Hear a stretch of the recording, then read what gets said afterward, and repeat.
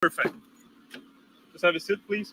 You're putting me in the car? You can just have a seat. Okay, Your so- legs outside. So you understand that I'm going to probably complain and see if I can... Perfect, sir. So I will read you something. Okay, Just be careful, okay? sure. It's really important to listen. Okay.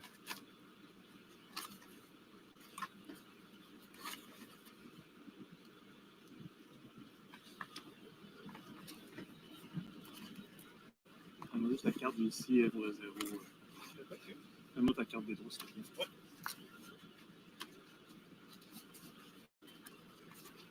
So I was driving. Yeah. You So- saw me commit no, what do you call it? No infraction, but you were driving faster than the limit. But Okay. seriously, was more for the alcohol thing than the Okay. limit. All right. Where did you see me drive? I follow you just there. You saw me. No, I saw you. No, I saw you coming on the other side, and then you did a U-turn, Yeah, and then I came down. Mhm. Okay. You're gonna find out that there's no alcohol in my system. perfect. If it's that, you will be free to go, my sir. Okay. And then there's a part where this continues tomorrow, and Alright. it continues. So with clearly legal- listen to me, okay? so you understand?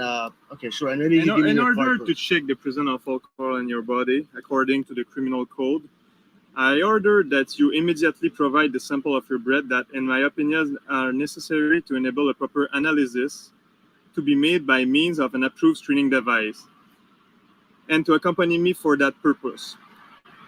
Failure or refusal to comply with this order render you liable to criminal charges and to administrative sanction. Do you fully understand? Sure. So you cannot refuse. Did you ever make an alcohol test, sir? Yeah, I have. You I did? sprayed some cologne on me. Sorry? I sprayed some cologne on me. There's cologne in my car if you want to see it. Corona? Cologne, like spray. Okay, no. If you, Okay. That's not an infraction at all. if it's Tiens, ici. okay. Je vais te pogner l'appareil. So, basically, you will just have to take a deep breath like this No problem. and blow orders like this. Did you hear the sound in my hand? Yeah. It will make the same sound There's in the apparel, cologne all right? coming. Could I have the test outside? No, like this, okay? Okay, but there's cologne coming off me. Don't worry, it Okay. doesn't affect the apparel, all right? Okay, no problem. It's a free one. It's a new one, sorry. Okay. Never been used. I will not touch the part that you blow in it, okay? The part that you put in your mouth. Okay. Before the test, do you have any question? You understand your No. obligation? Yeah, no problem. All right. So you will not fail to comply? I will do it right now. Okay, perfect. So you have no question? No. All right.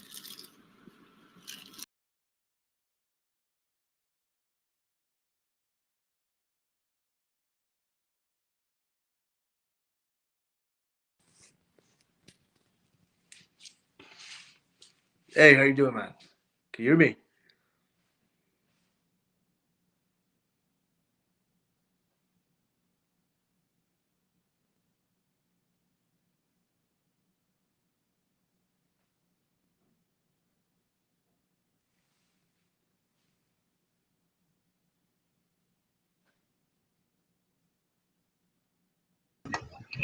Sorry about that. Can you hear me? Yeah, man, I can hear you. I don't know where my camera's at.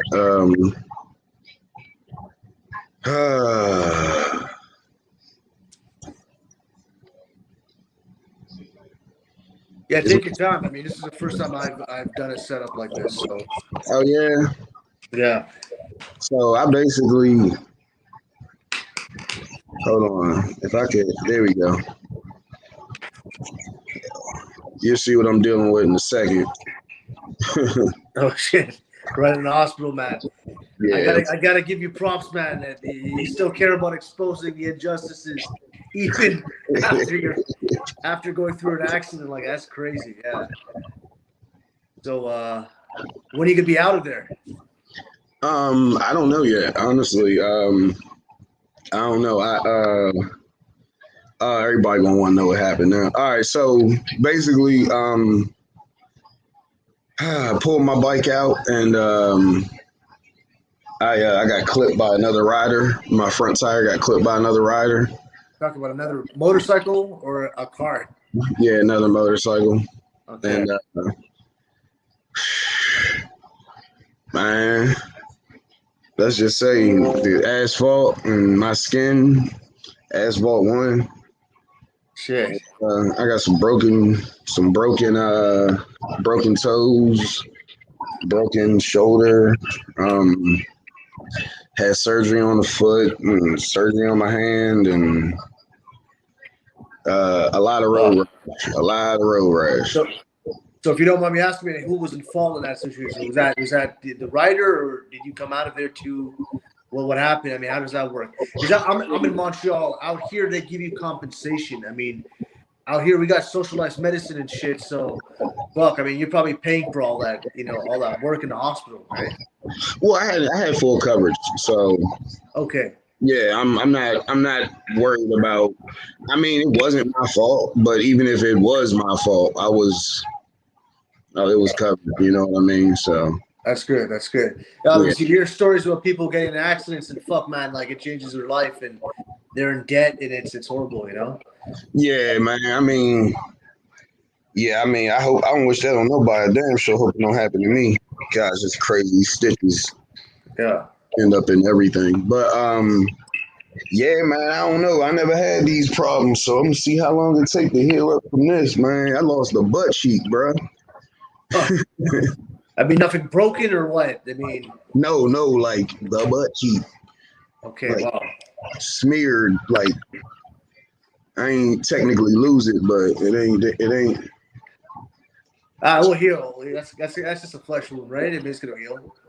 Shit. Mhm. Wow. That's crazy. I mean, at least you're alive, right? I mean, that's what counts. You gotta count the blessings, Yeah. What about the other guy? How's he doing? He didn't go down. Oh, he didn't go down. Yo, I literally watched like the bike tires touch. I watched his back tire come and touch my front. I just saw a bunch of smoke, and next thing you know, the world was spinning, and I was Wow. tumbling and flying and hitting the ground again. And yeah. Did he actually stop or what? It wasn't a hit and run, right? You know what? I don't know. I remember the crash. I remember the fall. And I just remember walking out of the woods, and I looked at I looked at my toes, because my toes, they look like they never work again. Wow. And, it was scary looking. I looked at my toes, like literally my shoe from like the middle of the foot up was just ripped off, and my toes were just sitting there, and they were in every direction and flat, deflated looking. And I was like, up. I charged them to the game. As soon as I saw that, I said it was over. It was these toes ain't gonna work. Ain't gonna work no more. You never know, man. I mean, there's people saying they're never gonna walk again from a wheelchair, and they're able to do that, right? So, well, that was my immediate thought was like, I mean, to me at the time I was standing up. I didn't know the extent of the damage, but he didn't know the extent of I didn't know the extent of the damage at the time. I'm sorry, man. I'm slow right now. They got me on painkillers and stuff. I mean, But right? So well, like, what did this guy stick around, or did he just fucking take off? I honestly don't know. Like, I walked out of the woods, and there was an ambulance that had like seen me go down and pulled over, and then they were like, come here. I just walked over there, and then I was just like, yo, my toes are broken, so watch out. Because everyone was like stepping all close. I'm like, yo, watch my toes. They're done. Yeah. And then I'm like, let me get a cigarette. I didn't know that I was like, there was a buddy who I had there. He said I looked like a motorcycle zombie when I came out of the woods. He's like, he just stumbled out of the woods all slow, clothes ripped up. That's fucked up. I mean, you gotta wear. I know you gotta wear like padding and leather jackets and shit. You had all that on, or no? We're not. I don't know if you're legally obligated to out there. We're not in the U.S. But no, I'm saying like my brother used to ride. He had like a fucking Ninja or something. GSXR or something, whatever. Yeah, but yeah, he would usually wear his gear. You know, he had the leather jacket and the shoes and stuff and the helmet and all that. You know. You know what? I'm gonna say I'm a wear your gear 40% of the time type of guy, Yeah. but I'll never have these injuries again because I'll never ride another bike without others. Dude, I had a brand new pair of boots at home, of bike boots I bought for this season that would have saved my toes. That wouldn't have never happened. My jacket, none of the road rash on my back and my lower back and arms would have happened. I got a little bit on my legs too, but I probably wouldn't even have. Well, at least your face is intact, right? Your face. Bro, my helmet held up, bro. And I wish it didn't take me so long to walk. So how's the bike? The bike's gonna ride again, or the bike's I've been in the hospital since it happened. I've been in the hospital for this is the 8th day now. Yeah. So I haven't. Look, I would try to get some like video footage of the highways or something. You know, I mean, if the guy took off on you, man, it's a nice lawsuit. You know, he fucking sent you to the hospital with all those injuries, and he fucked off. That's a lawsuit right there. Who would I sue? Well, you sue him for that. Well, you got to find out who he is. Well, that's what I'm saying. I mean, like maybe they got camera footage or something in the area, right? I mean. Oh well. I mean, it's been reported like a hit and run, and well, that's what it is. There was a hit and run. He didn't stick around. Yeah, I gotta say, Maryland State Police flew me to the hospital. They were more than great. Hey, look, imagine this, because I guess I was like in and out of it. So I'm in like an ambulance for like 5 minutes, and then the next thing you know, I'm in a helicopter, and it's like the Maryland State helicopter. Did they have you on the outside of the helicopter or the inside? Oh no, on the inside. Okay. Bro, you know how much that would have hurt with all this road rash? I've seen sometimes they got like small helicopters that got you on the outside, you know? Hold on 1 second. Yes, ma'am. Okay, so said that she would come up when she makes rounds in an hour. Okay. And so I was going to bring in all the rest of your meds, your pain meds, and your suicide meds. Your Miralax, do you want to put that with something? Yeah, well, I got some Gatorade for that. Gatorade? Yeah. Need a cup? No, I do not. Okay, I'm coming in. All right, thank you. All right, so the nurse about to come in and dope me up again. But let's get over to your video. Yeah, let's do it. Let's walk through it. And so before this video starts, because we have it, and I gotta say, I'm so glad you pulled out your camera. Yeah. The number one question I have is, Ro, this happened. What should I have done? And I was like, did you record it? And they're like, nah. But this is what the cop did. And I'm like, I can't. It's nothing to talk about. You ain't got the. That's it. We can't. Look, I got a petition going on here in Montreal. I'll give you some background about myself. I'm actually wanting to run for city councilor here in November's municipal election in the city of Pointe-Claire in Montreal. So, I mean, people are complaining a lot about stuff, but they don't take the initiative to actually go out there, get active, talk. I'm doing it, So I've got a petition going around. I was standing at metro stations and handing out flyers to get the Montreal police to wear body cameras because they don't have body cameras here. They got body cameras out in Toronto and Calgary, but they don't have them out in Montreal. And their excuse is, Montreal's police force is well funded. I think it was, last time I checked, it was, don't quote me, but I remember seeing like they were getting like another 20 million increase this year on their budget. Plus all the COVID-19 tickets they're going to go giving out. They've been giving out tickets for not, wearing masks and stuff. They got millions of dollars already aside. And they're basically saying we can't have the cameras because there's complications with storage and this and that, storage in the cloud for the court. But they're able to process, cell phone footage for crimes and then camera footage in storage. So they can definitely do it. I just think that most cops are good, but you've obviously got your handful of corrupt police officers or police officers that bring their biases with them to the job. And and a lot of Montreal's police officers are from outside the towns, outside the city, excuse me. So I guess they're not used to a multicultural society in a sense where, you know, they would tend to, you know, maybe, you know, racially profile more than, you know, because they're not used to seeing so much diversity. That's what I think. And I think some of them too just have a bias, you know. Whatever the case, I think they could definitely handle the drives problem, and at least they're open to it. But you know, with all this George Floyd riots and all this stuff, I went a few protests. You know, it's they have to do it. The mayor has to do it, and now it's the elections are coming up in November.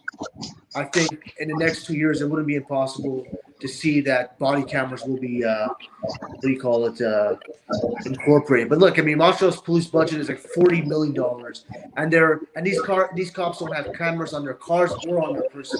And then you got places in the United States that have, you know, half of that as their budget, and they got both the cameras on their person and on their cars. So there's no excuse. They got the money for it. I mean, they're driving the newest cars, the newest Chargers, the newest Ford Explorers. They got nice cars, nice uniforms. They can definitely do it, you know. So,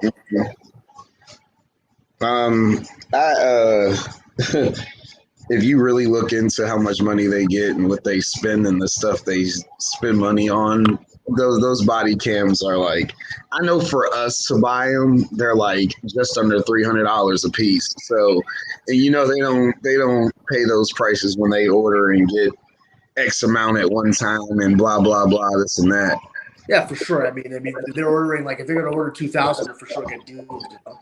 But I just think that the excuse they gave me is that they didn't have this the ability to handle all that storage. I think they realize that the cops are a little, you know, they're loose cannons sometimes, and they're, you know, they do things. I mean, there's been reports of cops taking cameras away from people and deleting footage. That's crazy. I don't know if that's ever happened down there. You know, where you're filming a cop in an encounter and he takes a camera away from you and he deletes the footage. That's crazy. I've seen a few news articles, people say, yeah. But we'll get right into the video. I mean, I was basically driving a buddy back from. We went out. I'm Dr. Gonzalez, the overnight doctor. Hey, I'm gonna run the video. My doctor just came in to talk to me, so I'm talking to him. I'll run the video. No problem. Hey, what's up, doc? How are you feeling? Like shit. Where are you having pain the most? So right where these bandages and stuff are. Uh-huh. Which one bothers you the most? The one on the hold on.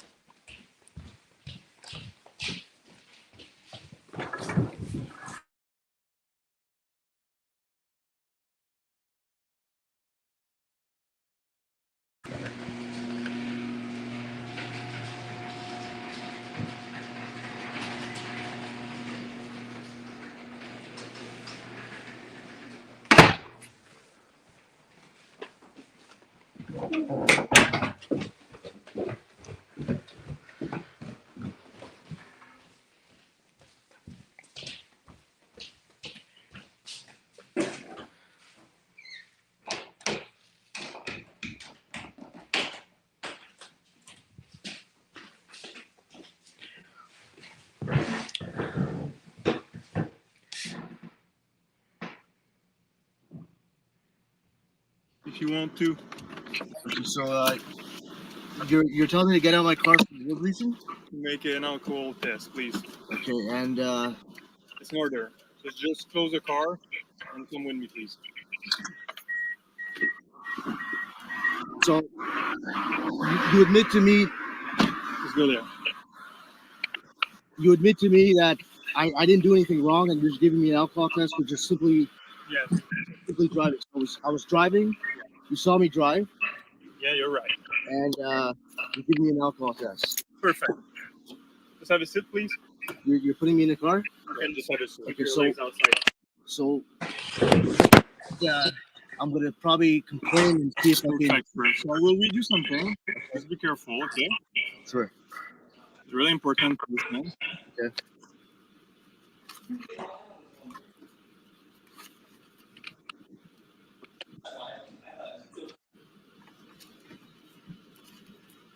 Donne-moi juste la carte du ici pour le 0.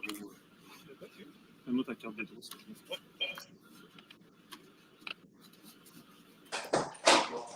So I was driving. You saw me commit no. What do you call it? But you were driving faster than the limit, but seriously was more for the alcohol thing than the limit, all right? Where did you see me drive? I follow you just there. You saw me. No, I saw you. No, I saw you coming on the other side, and then you did a U-turn, and then I came down. Mhm. Okay. You're gonna find out that there's no alcohol in my system. In fact, if it's that, you will be free to go, my sir. Okay.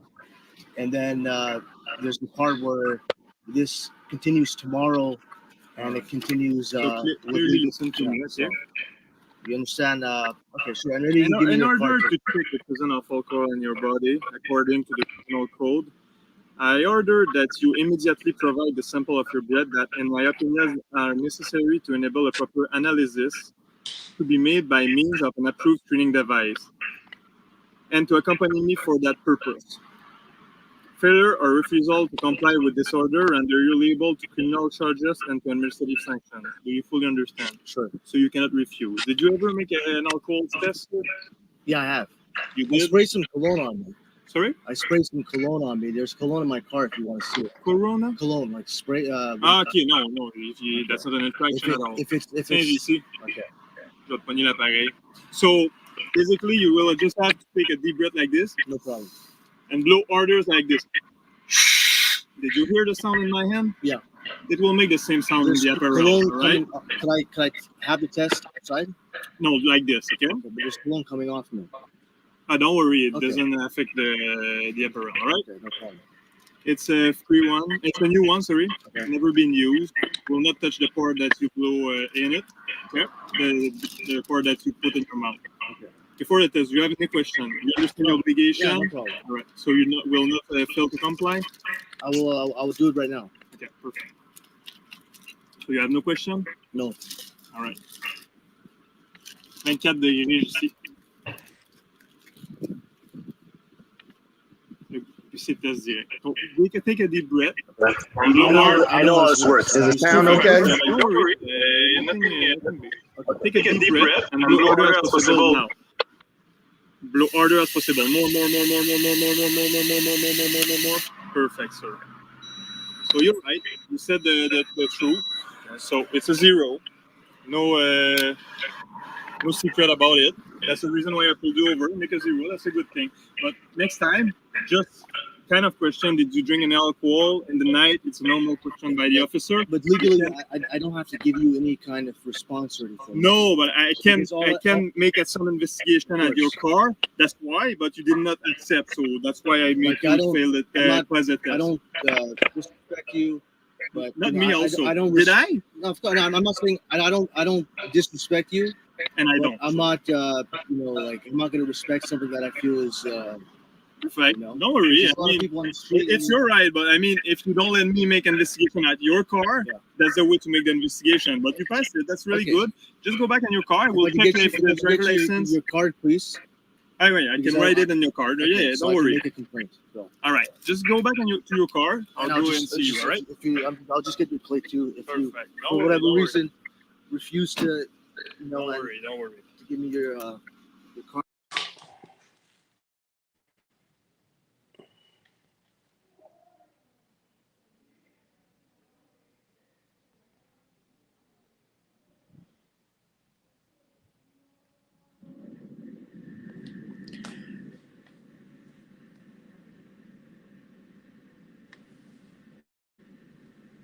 I can't hear you. I said, how was the sound on the video? Yeah, it was good. I heard that. Yeah, I just wanted to give the audience some context. I was driving. I guess, for some reason, the officers, they profiled me in the vehicle. I'm driving an older vehicle, it's like a 2003 Corolla. It isn't that old, but it's got this like older look to it. It's not run down or anything. Everything's good. And basically, he pulls me over. It's 3:00 in the morning. I was a little tired. I'm a little tired right now. And, he asked me, some questions. He's like, where are you coming from? This and that. Usually, I mean, maybe your audience, or maybe you can answer the question. I mean, maybe it's a little different down there. But from what I understand is they need like probable cause or some kind of like reason to ask you to give you an alcohol test, So in this case, he's like, he's like, where are you coming from? I'm like, look, I don't answer questions. It's like, so where'd you come from? Where are you going? I'm like, I don't answer questions. I gave him my, legally, I mean, here, when you get pulled over, you gotta, provide driver's license, insurance, registration, whatever. So I provided all that, and I didn't want to answer any questions. So I think he was trying to be vindictive or something, or, and he's just like, you know what? Let's hit him with a question. If he doesn't answer, I can open up something else. He's like, have you been drinking tonight?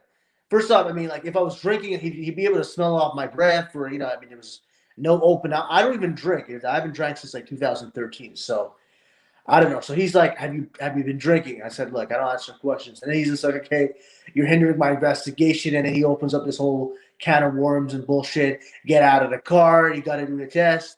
So the question is, like, if cops ask you, have you been drinking? Can you still say, I don't answer questions? And can they continue to fucking harass you with the breathalyzer, I mean, I'm sure someone knows the answer out there, but I mean, from now on, when they ask me, have you been drinking? I just say no. I just like right off the bat, I don't want to deal with that. So they're like, have you been drinking? I'm like, no, I've not been drinking. I don't do drugs. I don't drink anything. So I don't even smoke cigarettes. So,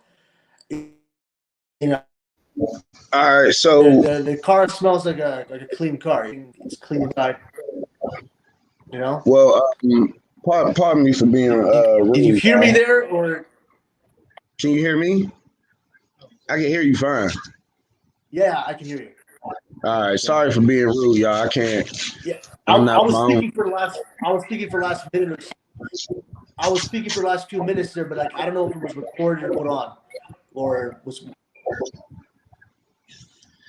But so it's Does that bother you though? it's all good. Keep going. Do your thing.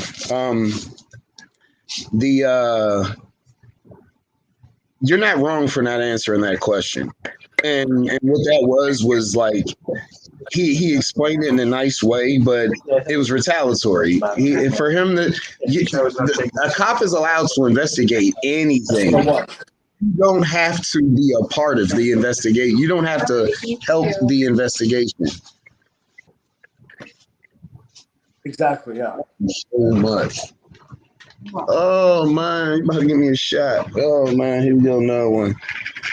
About to go through a few minutes of pain, y'all. All your pain meds and your stool softeners are in there as well. Mm-hmm. And where do you want your? I'll do it in the stomach. Okay.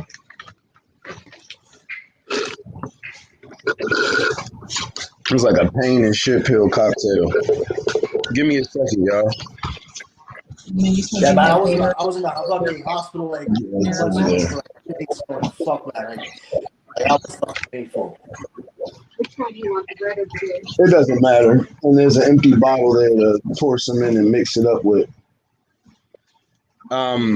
So Do you need anything for the other one? like I said, you're not I'm sorry. So he was like really, really condescending. Like, and I think rude too.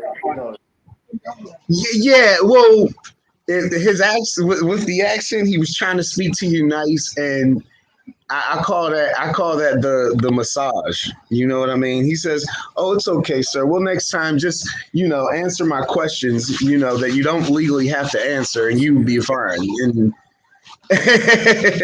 next time I ask you if you've been drinking, you need to let me know. That's basically what he was saying. That is what he said. Yeah, but so many words or so few words. Yeah. Well, I mean, like anybody with fucking common sense would realize, like, if I'm talking to him like that, I'm not drinking. It could have smelled it off my breath. You know, it doesn't make any sense. But that's what it was. He was just trying to waste my time. I mean, so, you know, I mean, maybe you should have called for a supervisor or something. But, like, you know, it was like 2:00 in the morning, but it still doesn't excuse it. You know, it could have been fucking 4:00 in the morning. You can't just pull over people randomly and ask them if they've been drinking or give them tests when they show no signs of driving in an abnormal way. So, Okay. Thank you. You're welcome. So you asked all the right questions. Let's start with that. Why did you stop me is the best question you can ask on a traffic stop, because when a traffic stop happens, a cop is he's preparing a case for court. By the time, if you decide to take this ticket to court, he wants to have so much evidence that it's easy for the prosecutor to do their job and prosecute you, or have you plead guilty, pay the fine, et cetera. That's the whole goal. So, well, here's something, not to cut you off. Here's something I wanted to put out there for you and your audience, even for myself to remember, is that when you get pulled over next time, you should actually record, but tell him you're not recording, because then he'll fuck up even more.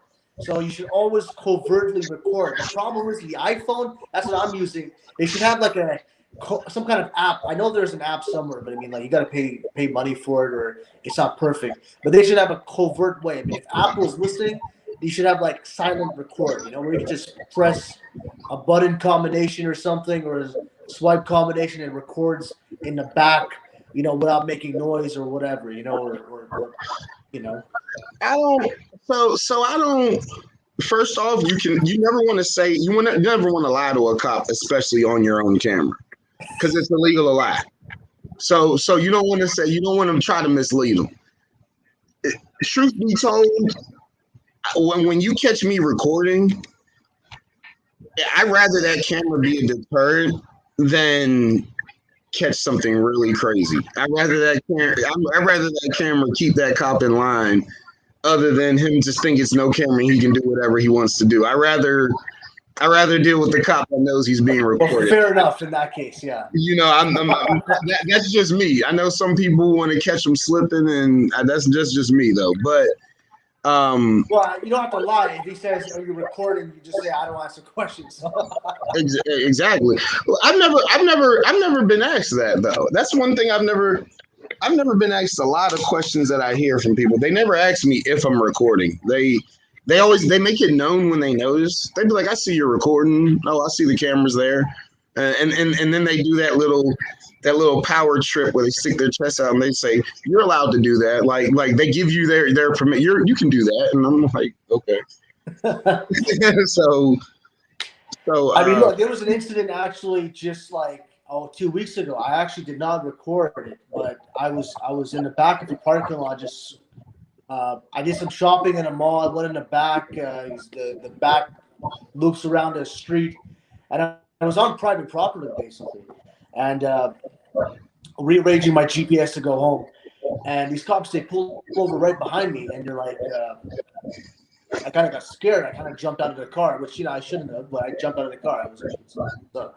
And they're like, "Why are you so suspicious?" And they kept asking me that. Why are you so nervous? They kept asking, why do you feel like you shouldn't have jumped out of the car? I don't know. I mean, I just walked out of the car. I was like, what?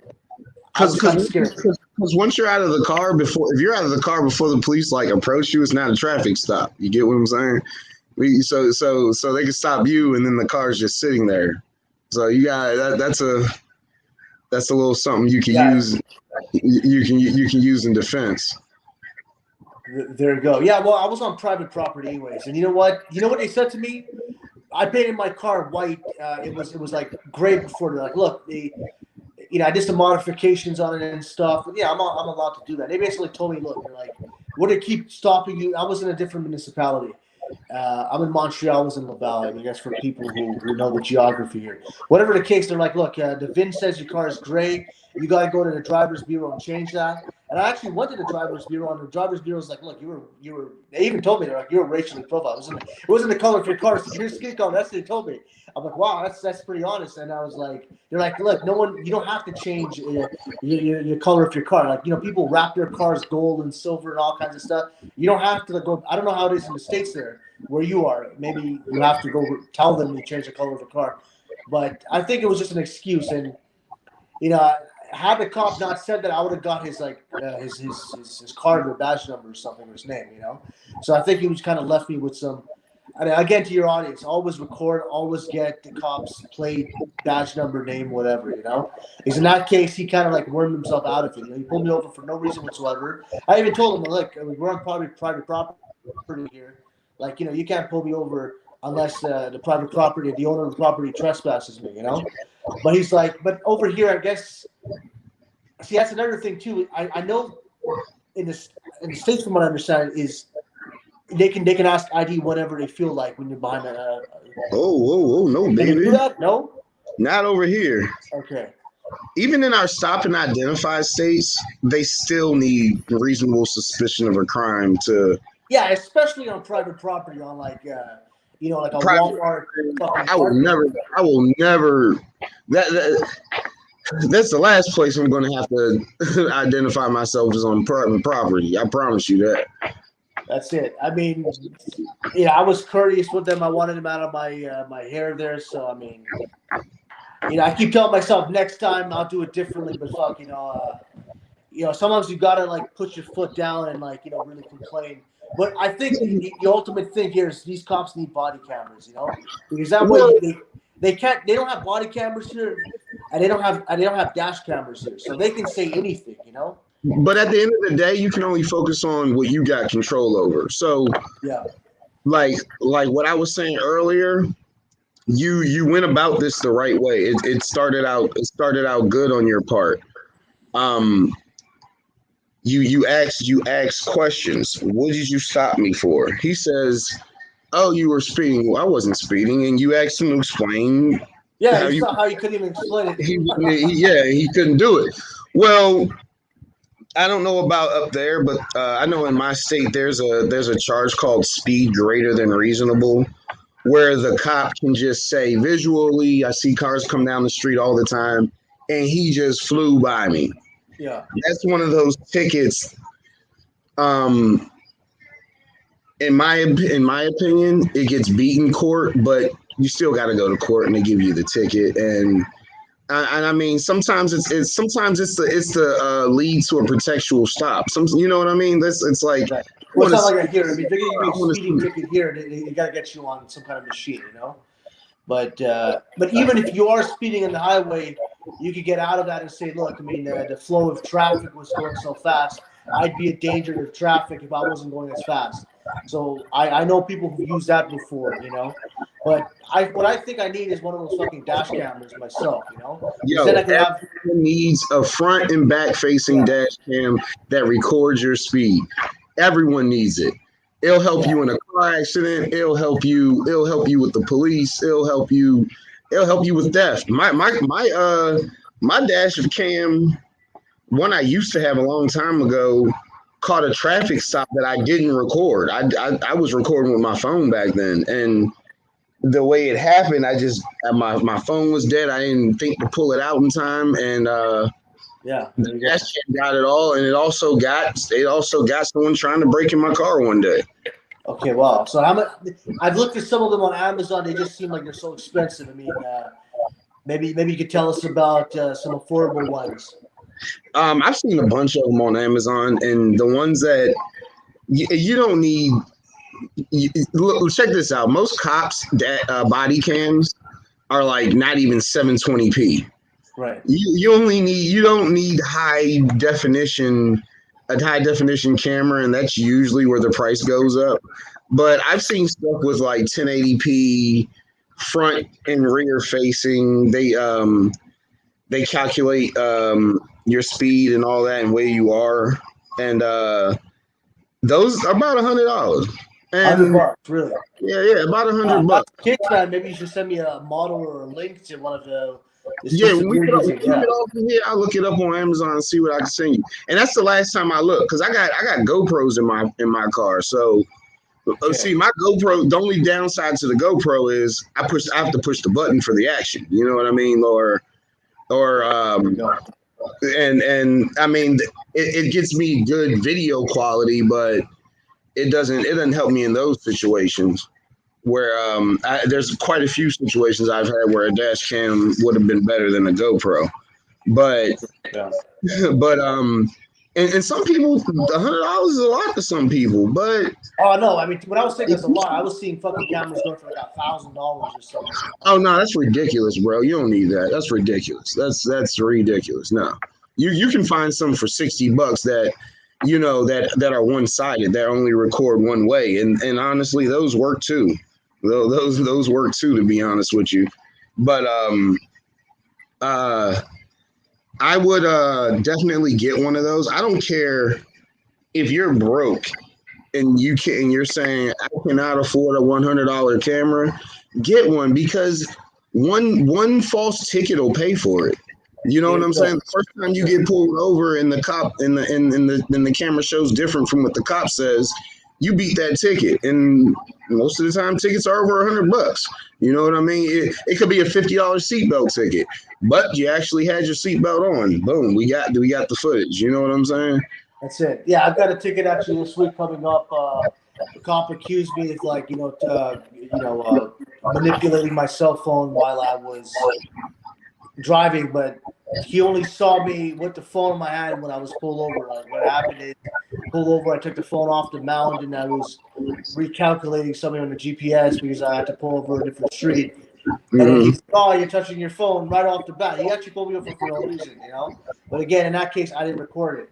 So yeah, I mean, there's a lot of cases where these cops are, there's something else out here. I mean, one of those cities where racial profiling is a big thing.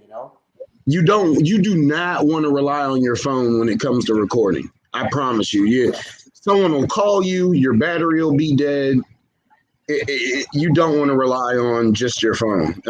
You might be in a dead spot, because I go live on my phone because they're not going to be able to delete that. Yeah. The moment I'm going live on my phone and something happens, you're going to need my password and all that to get back into the phone. I'm not. That's the only point. The only good point about the cell phone. If you got an extra phone, you can use that. Yeah. You know what I'm saying? But I would definitely. And I mean, they're cheaper. I'll send you some dash cams. I'll send you some dash cams. There's some, you don't need front and rear facing ones. That's just the best option out there. You know what I mean? And, well, unless you want to go into the 360 cam, which that's just ridiculous. I mean, when you talk about rear, are you talking about one in the back shield, or are you talking about the one where it's like flipped on your visor? Nah, one that records the road and it will record the cabin of the car. Okay, there you go. Yeah, I need one of those. Yeah. Yeah, there are a dozen of them. I remember the first time I ordered a dash cam, I ordered it from Wish, and it was so cheap. I ordered like 10 of them, and I got it. It was a frail little camera. It worked, really? But it was a piece of garbage. You had to it didn't come with English instructions. You had to play with it for 30 minutes to figure it out. Yeah. Yeah, I ordered a spy camera. A constitutional auditor said they have 360-degree cams for $65. I need one of those. Okay, well, yeah, I've seen one of those 360-degree cameras in these supercars. They're like fucking rotating on a magnet or something. I don't know if that's what he's talking about. Yeah, those are dope. Yeah, those are something else. Yeah, I mean, given like 10 years or something, every car will come on a camera anyways, right? But, yeah. Nowadays, you can buy a Tesla and you got the Sentry mode, recording all types of stuff. Yeah, I've seen that. People getting their cars like fucking vandalized and they get all that. Yeah. I mean, the only problem with the camera is, did you find wiring and all that hard to do? Because I don't want to cut into my dash. I mean, it's I guess you got to tuck it in the corners or something, eh? Like the wiring. Yeah, I mean, you're gonna have to tuck some stuff. I mean, but it's not hard work. If you want to keep the inside of your car clean and not have wires hanging everywhere, you can spend a little bit of time tucking it, and most cars you can get away with hiding it without using any tools or taking anything apart. So, but but in your interaction with this cop, you did a good job, and it's Well, important. I'm in a big city. I've never seen him again, actually. So I mean, I've noticed every time I have a negative interaction with a police officer, I guess it's such a big city. I mean, like Montreal's like fucking 4 million people. I've never seen another cop. It's always different cops, And I've noticed that I think they may actually avoid people they've had interactions with like this, So I don't think this cop will stop me again because then it's like harassment, But I've had I think we're maybe limited on time here, but there was this one time where it happened so quick. I'll tell you about the situation. I was collecting signatures for this other petition I'm running. It's a different thing, but it's to get the city to stop adding fluoride in the water. I got like 2,000 signatures online. But whatever the case, I was in a neighborhood and I saw my buddy's father. He's parked right beside this parking lot. It's a public park, and my car was there. It was in the winter. Turned the car on. I finished the neighborhood and towards where he lives, so I turned on my car to warm it up. And I was standing beside him. He was on his property actually, and we were talking. And I had this old jacket on. It was kind of like a big jacket. I was probably profiled because cops were profiling not only sometimes based on your skin color, but they also profile you on how you dress. If you're a person of color and you're dressed in a suit, for instance, and you're wearing glasses and something, they're not gonna. They're more likely to stop you if you're dressed, more like if you came out of the gym or something, Whatever the case, it's no excuse, anyways. You can't do that. So we were talking, and they come out of nowhere. They're like, how you guys doing? I'm like, is there a problem? And he's like, we need to see some ID. My car was on. I'm like, ID? What do you mean? Like, whatever. I'll give you my ID anyways, because I don't try to dispute that. I just give him the ID, So the other guy was on his lawn, and then I asked him, like, look, why'd you pull me over? He's like, that's your car over there. He's like, you're not in your car, so that's problematic. So that's something I didn't really know. Maybe someone in here can answer that. If you're parked in a private parking lot or a parking lot, public parking lot, and you're not in your car, but the car's warming up, is that an infraction? What do you think? Hold on. Break that question down one more time. So if you're in a parking lot and it's cold out and you're outside of your car, I don't know, having a cigarette or something, but your car's on and you're warming up the car, is that suspicious? Is that an infraction? Is that an infraction not being in your car while it's on? No. Yeah, that's what I thought. Well, we'll see, and this is why, because in hindsight, you're probably going to be like, in hindsight, you're going to be pissed. You're gonna look up the laws, and you're going to be like, wait a minute, what? That was wrong. Yeah. And this is why beforehand you gotta. Record. And I know it's boring, but just learn these laws, and watch these. This is what I recommend. Watch these videos of traffic stops. And then when watching those videos of the traffic stops, take some notes. Don't take notes. Look up the laws and statutes of what's happening in those videos, because it's going to give you a different scenario. Right. You know what I mean? They're all going to be different scenarios. You got to learn it, because, later on you could say, oh, man, that cop tricked me into, you know what I mean, saying here's this. the most screwed up part about this encounter is it doesn't end there. So I'm like, you know what? I'm like, I don't think this is right. I'm like, this is my exact words. I'm like, maybe I should film this and send this in the media the next day. I told the cop that. I pull out my camera and the guy floors the car as my friend's about to give him his ID. So the cop floors his car and moves into the parking lot. There's two cops in the car. There's a guy who's on the passenger side about to get the ID, and then the guy driving. So he floors his car. So I'm like, wait a minute. I'm like, if these guys are like right in what they're doing, why would he do that? Well, look, hold on, because constitutional auditor brought up a really good point. He says it depends on the location. If you're sitting in front of a bank while the alarm is going off, it may qualify as suspicious behavior. And truth be told, if they got a call that some guy threw some lady in the trunk in that parking lot, and they pull up and see a running car, that's one of the times when we're like, you still do have your rights. But those are one of those times when we all are like, we want the police to do their job, and we want the, you know what I mean?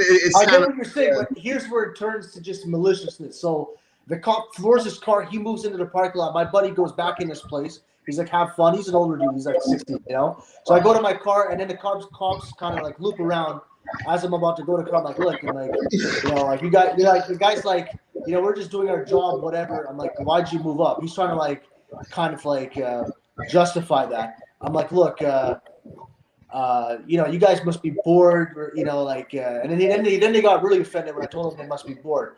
So then they flash their light on me, like they got like a spotlight, and they flashed that on me, expecting me to go to ballistics or something. And I'm like, okay, have a nice night. I'm gonna make a complaint tomorrow. So they drive off. You know, the guy's flashing the lights in my eyes, trying to. I didn't record. I was the problem. I had the phone out. That was the problem. So he drives off, and I drive off to this like this dollar store. I gotta get some like stuff there, you know, dishwashing liquid, what have you. So I go there. It's about 1.5 kilometers from this location. I pull in the parking lot, and then these guys pull out of this side street, and then they go in the parking lot. And they're slowly like going by me, looking at me, both of them.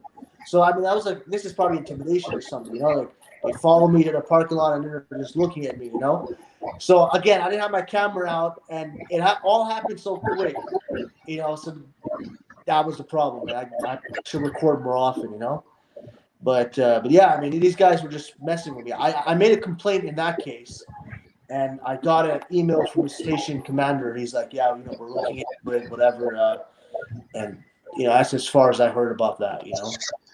Well, let me bring his attention back because we keep going off of the topic of your video. I'm gonna run it back because we in the cop stories now. We can do that all day. We can. So the reason why when I saw this video, what drew my attention to it, because what I like it because this cop was not rude. He wasn't being rude at all. Yeah, he was very condescending. You know, it was whatever. But no one can say that he just treated you really bad, like blatantly just treated you bad. But he didn't have a reason to stop you, and it was clear. And also, it was clear that the fact that you wouldn't answer his question whether you had been drinking or not, the rest of what happened was retaliatory. Right. I think it was also fishing because while I was in the car with him doing the test, his buddy there was in my car, you know, doing like a light examination of everything, you know, like looking around. Oh yeah, that's always going to happen. They're going to hope they see the handle to a paint sprayer, and then they're get probable cause to search, and they're going to see, you know what I mean? They're going to see the they're going to see the corner of a bag or something like that. I don't know. That's just their way to find something in plain sight to get probable cause and search your vehicle. But the questions you asked were perfect. I would have stood a little strong on it. Not to say that I wouldn't comply until I get that answer, because I don't know about in Canada. I feel like America has more rights than y'all, but I'm not sure. But a cop doesn't have to tell you why he stopped you, which sounds crazy. I just found this out months ago. It's ludicrous. We have very similar rules. I mean, it's the same thing here. I mean, I'm a little ignorant of the rules here because, you know, I'm a little used when I watch videos and movies, what have you, and stuff. It's usually American television, American situations, what have you. So I'm kind of more like in tune to how it is over there. But yeah, I mean, they can pull you over here for no reason. From what I understand, unless like if they're pulling over every day, then it's like harassment, right? But you know, the passenger does not have to identify him or herself here. So you know, I don't know if they can pull you out of the car and ask you to come out of the car, but they definitely can't search your car without a warrant or any kind of like you know, They probable can cause search you or there reason. without a warrant or probable cause. No, they need probable cause or a warrant to search a car. You know. Oh, okay. But the problem is here in Canada is it's very hard to sue. I mean, you need something really crazy to happen for you to be able to sue. I mean, it's Well, you just so can't sue anybody over here. It's not like the U.S. It's a whole different thing. It's you know, it's expensive. It's long. It's drawn out. And if you lose in court, you got to pay the other person's you know, legal fees. That's how it is here. You know, so if I take you to court, for instance, here, and I lose, I gotta not only pay whatever, but I gotta pay your legal fees. You know. but before we get too far off, I wanted to point this out. The reason why those questions you asked were so good was because those are the answers to those questions are what protects you in court. The answers to those questions are your proof. Hey sir, how fast? I was speeding. What would you pull me over for? You were speeding. How fast was I going? He couldn't answer that question. You were going over the speed limit. Isn't that what he said? We gotta play it again. But it was I mean, look, I got Waze, so I every time, like, in Waze is your best friend in court, because if they ever say, look, you know, you went through a stop sign, I'm like, look, I've already seen where the cops was, you know, I've already seen them. Like I would print screen my Waze with the cops on the screen at that time or whatever, and I bring that and show the judge. I've won cases, and like, why would I go through the stop sign? Oh, you won cases with Waze? That's interesting. Yeah. Oh, okay. That's interesting. I love then you can Waze. just say, like, why would you go through a stop sign if you know the cops are in the area? It doesn't make any sense, you know? So, I mean, I'm not going to, it's obviously my defense. So, like, whether I've gone through it or not is something else. But, you know, if you're in court, they never come out here to court, because I don't know how it is out in the States. When you actually contest a ticket out here and they don't show up, which they usually don't. I mean, unless it's like a $1,200 ticket, you know, 12 points going over speed limit, you know, like I don't know, fucking 120 to 60, they'll show up. You know, but if it's a stop sign, they won't show up. So you're already 51% about to win. You just got to show enough. What's the term? You know, cast a shadow of a doubt in the judge's mind. You know, and if you're able to do that, which isn't hard if you're an intelligent person and you know you're professional in how you present your case, you can definitely do that. You know, so Waze is amazing. I mean, you can always show them. Look, I knew the cop was in the area. I didn't do the infraction. So it kind of leaves the judge thinking, I mean, like, you knew the cop was there. So, you know, and most people don't contest tickets out here anyways. I mean, you know, it's a rich city, you know, and most people just pay the tickets, you know. I'm in a pretty nice neighborhood, so the cops usually like that. They give tickets out. Most people won't take the time out of their day to contest a ticket, you know. Well, Ray, they when that cop's asking you stuff like where are you coming from and where are you going, it's not only to build probable cause. Let's say this cop like watched someone make what look to be a drug transaction, right? Yeah. And the cop pulls the person over and they say, where are you coming from? And the person leaves that stop out. But which is common. Why would you say that? Why would you give the stop to where you were doing something illegal at? Yeah. I'm leaving home. Where's your house at? It's over here. Where you weren't coming from that direction. That gave him not only probable cause, but it made you a liar. It took your credibility away. Right. Because the guy has proof that you were just over here and that's not where you just came from. Even though it seems like it could be so petty. That's well, especially if he's recording too. And they're building a case for court. That's how you have to, when you're remaining calm and dealing with these cops, that's how you have to think about it. Now, truth be told, with me, once I feel like I got enough, long as if the cop isn't a dick, I'm not going to be a dick. But if a cop's going to be a dick, I'm going to be a big one. But not until I get that. Not until I feel like I've trumped his reasoning for pulling me over. I had a cop pull me over and he asked me, I asked him, why did you pull me over? He says, you were driving aggressive and you made an unsafe lane change. Well, I was on a 25-mile-per-hour road that I drive down every day. And I know that my speed limit never hit 25 because I was stuck behind a car going like 15. Right. Yeah.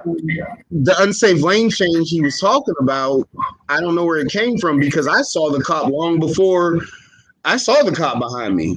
It's like So- what's an unsafe lane change? It's so ambiguous. It could be anything. It could be. Yeah. Yeah, you know what? There's situations for that calls for that charge to be so vague, and then there's situations where a cop's just messing with you because it's so vague. You know what I mean? Yeah, it's So- like an unsafe lane change could be like putting your turn signal on as you're turning, as opposed to like 2 seconds before turning in. It could be anything. In this situation, I turned my signals on. I made sure there was no one in the neighboring lane. I jumped over. I went ahead, and when I could get in front of that car again, I got in front of that car. I turned my signals on and whatever. This car was going 15 in a 25. Everyone who watches my YouTube knows I'm not a slow driver. Yeah. This cop says that once you swear, he told me, he said, you went around that car back there and you cut them off. And when you cut them off, they hit their brakes. And I'm like, whoa, just because someone hit their brakes doesn't mean that they got cut off. Just because someone hit their brakes doesn't mean they were avoiding danger. Some people are just nervous drivers. You know what I mean? So when he pulled me over and he says this, I asked, what was unsafe about my lane change? And that's what he said. You jumped in front of that one car and he had to hit his brakes. And I'm like, didn't I have my turn signal on? He was like, yeah. And I was like, wasn't I speeding? Was I speeding? And he says, no. Well, how was I aggressive? And how was my lane change unsafe? I think most of these cops are just bored, man. I think that's what it is. I mean, that's beside the point, though, because they're still going to happen, and you're still going to have to fight them in court. We can argue about the cops, the reason why they're doing it and whatever. That's never going to get us. That we'll still be paying fines and going through the same issue. But when I said those few things, after that, I was satisfied because as far as I'm concerned, I had enough for court. He said that I had my turn signal on. He said I never sped. I don't know how you can be aggressive without speeding. I don't know how you can make an unsafe lane change without using your turn signal. You get what I'm saying? Or having to accelerate as you move up there. Yeah. Yeah, I mean, that's what it is. I mean, I've never had cops give me, reasoning like that. It's usually like, they're pulling me over and they're like, we could pull over anyone you want. So, I mean. And look, there's this guy, Kamal 1994. He said it best. You can't win on the side of the road. Yeah, it happens in court. You can put up enough evidence to win in court on the side of the road. You know what I'm saying? And most of the time, when you know your stuff and you can articulate it properly, the cop gets frustrated. He gets frustrated. Well, it's sometimes always good to even mention in the beginning. Look, I'm like, before this interaction ends, maybe I can have your card, in case I may want to complain. And I usually say that in the beginning before anything. And you have the right to say that. Because a cop will realize, if every complaint may not get, first complaint might not get fired, or that one complaint, but it stains his record, you can get back like that. And, and if this cop has this proclivity or this reputation of, the tendency to fucking, pull over people just randomly like that, then, his superiors will realize that, and that's how you can get back, So I have made complaints, and, this whole video thing will, I don't know how many Canadians are watching this, but I mean, it's going to get this out there, and, that's the thing. And I think the only way to really be protected, like you said, is to really always have those cameras on. Obviously you got to be in the moral high ground. You can't be a criminal. Maybe you can be. I don't know. Rights are rights. Hey, look, I tell people all the time, rights are rights. You got rights if you're breaking the law, if you're not. So why? Exactly, yeah. I mean, look, you don't want to get pulled over. I mean, if I had a dead body, excuse me, if I had a dead body in my trunk, exercising my rights might keep me from getting that body discovered. You know what I No, mean? but what I'm trying to establish is obviously, I mean, we're for First Amendment for rights and what have you. I don't want to tarnish people who who are for rights and try to like link them with people who are doing crime. You know what I mean? I'm not trying to put that image out there where we're also criminals, but we happen to be for rights. I think criminals are on one side, and I guess we're just hardworking citizens trying to, you know what I mean? Like I don't. Okay, I understand that way of thinking, but check this out. The courts will always say ignorance is no excuse of the law, right? Yeah. The average person commits 3 felonies a day without even knowing it. So think about that. Like what makes you because I got this YouTube channel. I got people who tell me traffic violations make me a criminal. These are violations. These aren't not my criminal record makes me a criminal. But you know what I mean? But that's all a matter of opinion and morals. Like I mean, there's some people who are going to say this guy sells drugs all day. He doesn't deserve. I mean, the internet. You see a lot of people posting comments out here. They won't say it in your face, right? So, I try to keep it where everything I say on the internet, I would say to someone's face. Like that's my rules of engagement. I wouldn't say anything on here or post anything on here, say anything on here. I wouldn't say to someone's face directly, because that's my, yeah. Well, the thing is, we're here on the internet. Man, that's a whole nother conversation. That'll never go away. That'll never go away. But you gotta.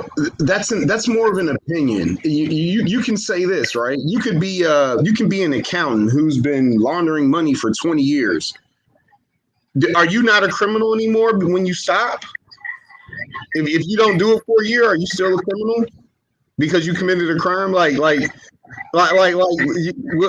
makes you what qualifies you to be a criminal in the moment, in the heat of a crime, or because you just did a crime, or you did one X amount of time ago? What labels you a criminal? You know what I mean? I get what you mean, man. I just see it like this, if you, I'm sure you agree too with this. If you get pulled over, cops got to do things, transparently and fairly, and you gotta protect yourself at the same time. But I don't want to make it seem like we're playing chess. I mean, with the cop. But you are, because look, no matter what, this is what the sad part is, right? When a cop pulls you over, and I'm gonna say most of the time, not every time, because I've had cops pull me over and offer me nothing but help. I've had cops pull me over when I ran out of gas, give me a ride to go get gas. I've had cops pull me over just to see if I'm okay and literally ask me, "You want me to stand back here with my lights until the tow truck comes?" Being helpful. I've had that happen, but I've had cops pull me over and say, "Hey, your car's broken down. Hey, you mind if I search to make sure anything's dangerous in here?" Like, bro, you didn't have to stop. Like, what? No. And it's I don't know. You can't control these guys, but their number one task when they pull you over is to get a violation or a crime. Is to catch. Well, that's it. There's two. It's very financially incentivized. That's the problem.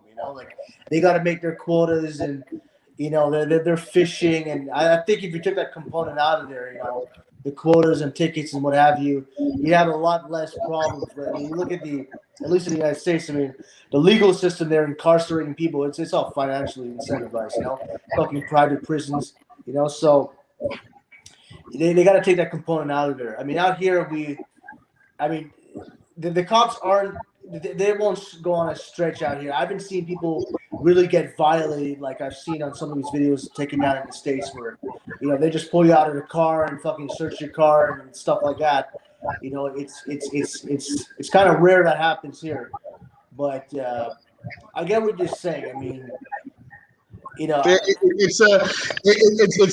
know it's like it's a weird question, but it means a lot. Like, because I get asked all the time. Some people say, "Oh, you broke the law. I looked up your record. You should do everything the cop says."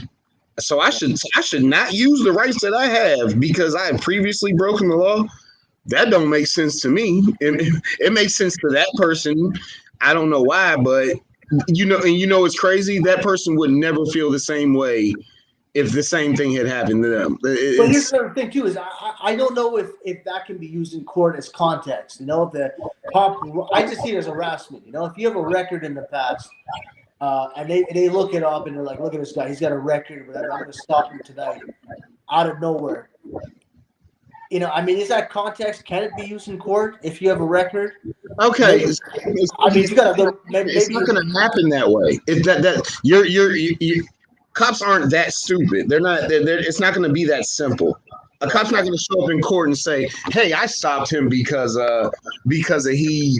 Got a long rap sheet or something. Yeah, no. What he's gonna do is it's called a pretextual stop. This cop will follow you for a while. Everyone gets nervous with the cops behind them. No one likes to drive with the cops behind them.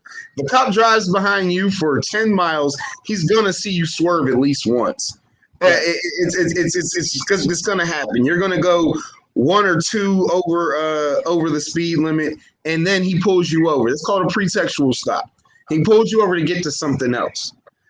And so when it comes to court, it's not going to be he had a rap sheet. He's going to say, "Oh, I was traveling down this road and blah, blah, blah, later identified as blah, blah, blah, was going 2 over the speed limit, and then I pulled him over. Upon pulling him over, I looked in the car, and I saw this, this, and this, and clear view, or I smelt the odor of marijuana, or I smelled the odor of alcohol and it led, you know what I mean? They're not, it's not going to come to court that way. It can't come to court that way. They just be making people rich if they did it that way. That's it. You know, worst thing is getting stopped in a neighborhood that's like, you know, in quotes, a bad neighborhood. But it's like, how do you really avoid that? You know, because they can stop anybody in those kind of neighborhoods, you know? I just one time when I was stopped in the neighborhood, the cops like, look, there's a lot of dealing of crack and prostitution. You know, fuck, I mean, like, you're not doing your job too well there. You know, I told them that. And they got really angry.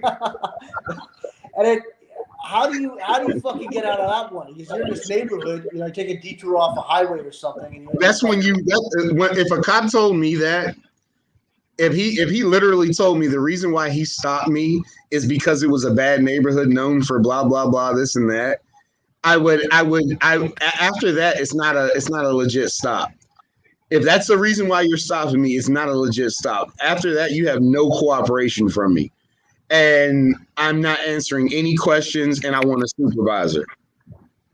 That's the only way that can really go, because it's I had a stop like that before. The cop pulled me over. He's like, "What are you really here for?" I'm like, he's like, "I know your plate." He's like, "I see your plate. You're from this city. You're like, you know, an hour away. What are you really doing here?" I'm like, I'm really shopping. He's like, "Yeah, there isn't a closer." And I'm like, "Look, I'm not doing this with you. Just here's my information. That's it." And then look, stuff like that is why you need a camera. Who's a cop to tell you, "Oh, isn't there a closer store over here?" Who is another man to tell you you shouldn't be where you are? You know what I mean? That's ridiculous. And that's why there needs to be cameras. And I had a stop where I had a buddy, he got into a fight with argument with his wife late at night. I went to pick him up. I took him to a hotel and I was headed home. The cop pulled me over. This is long. This stop is probably the last stop I had before I start recording every stop. Right. Yeah. He literally told me.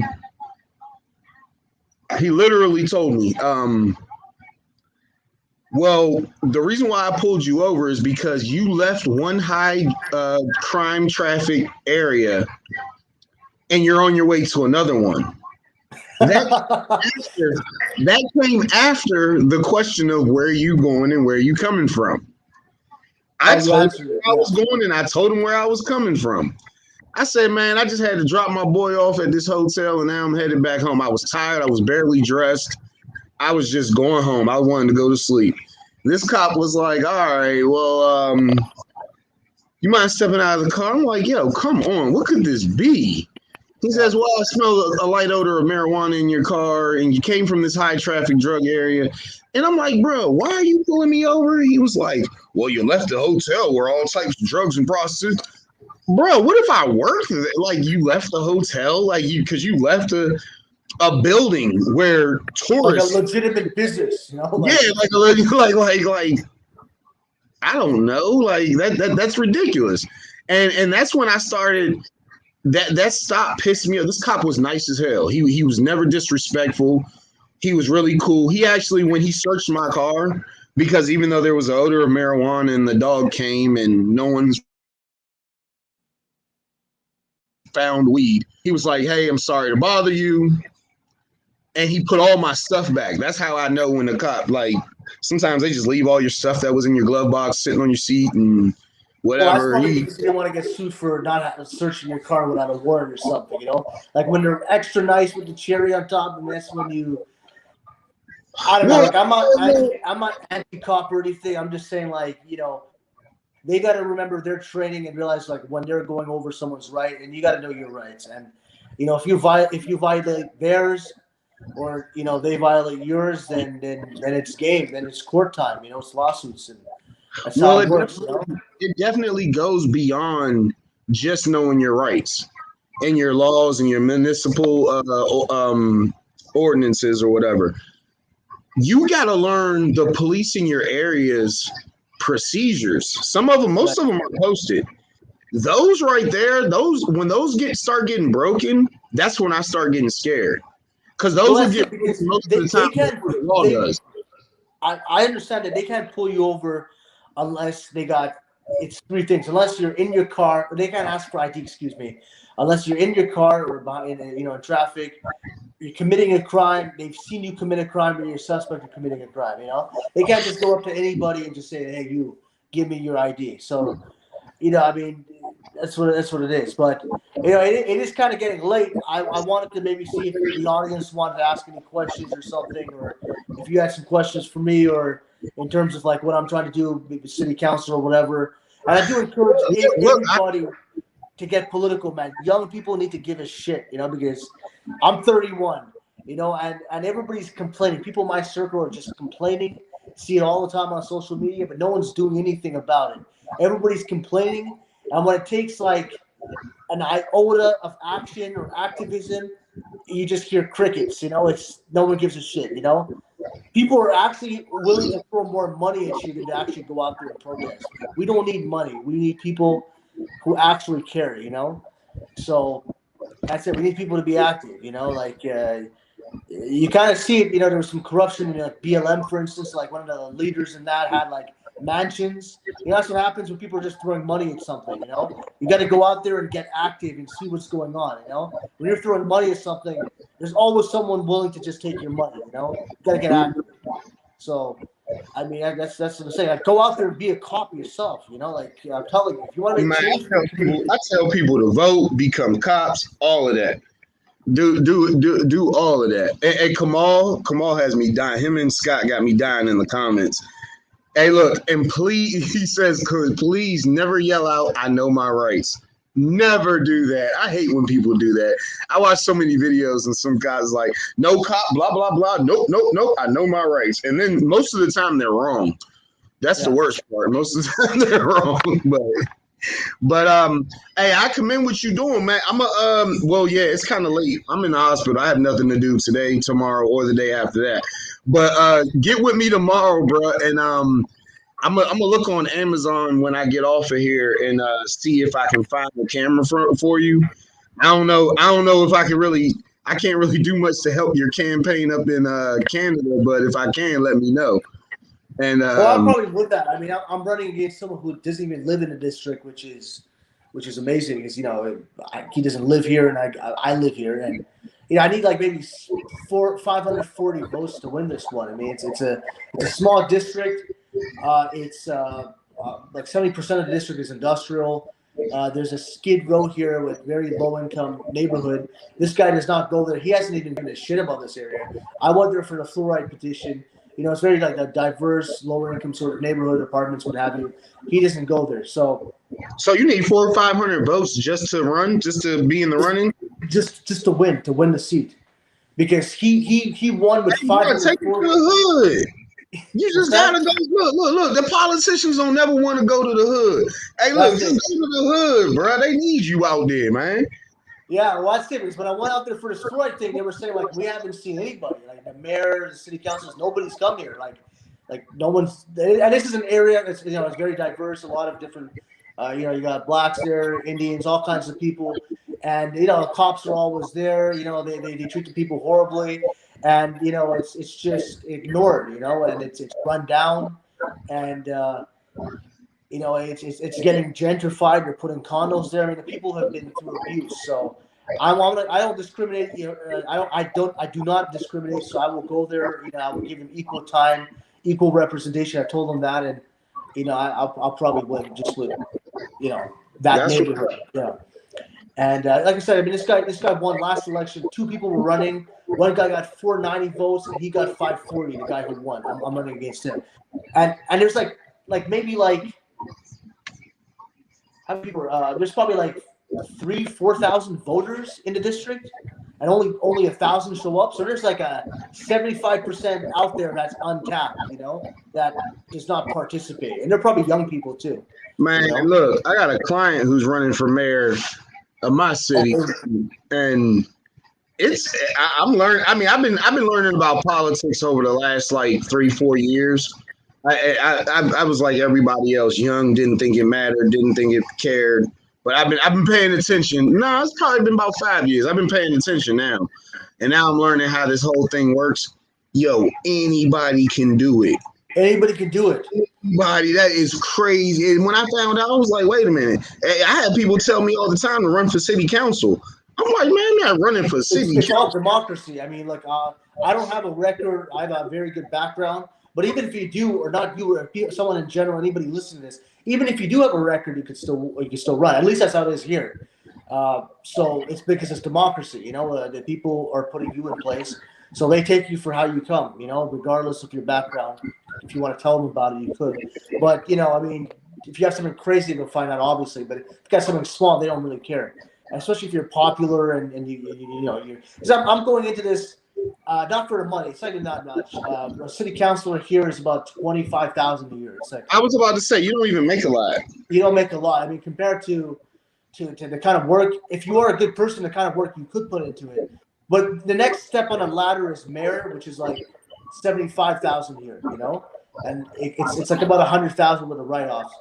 And then after that, you can go for member of parliament for the district, which is like $250,000. It's like senator, I guess, what you call it out there. Which is it could be like about the same amount there. So I mean, it's a step. I'm young, and if you go at it for the next 25 years, you can get up there.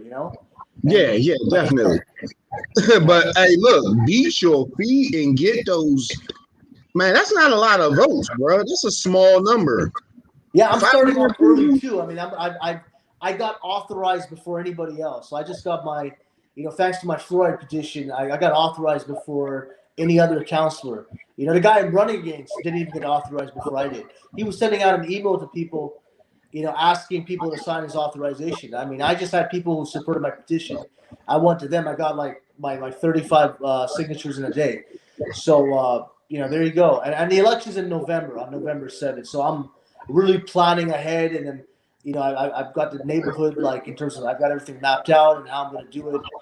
So it's going pretty good. And if I get 15% of the votes above, I get back $700. So I need like 50 votes to get back $700 I'll put in.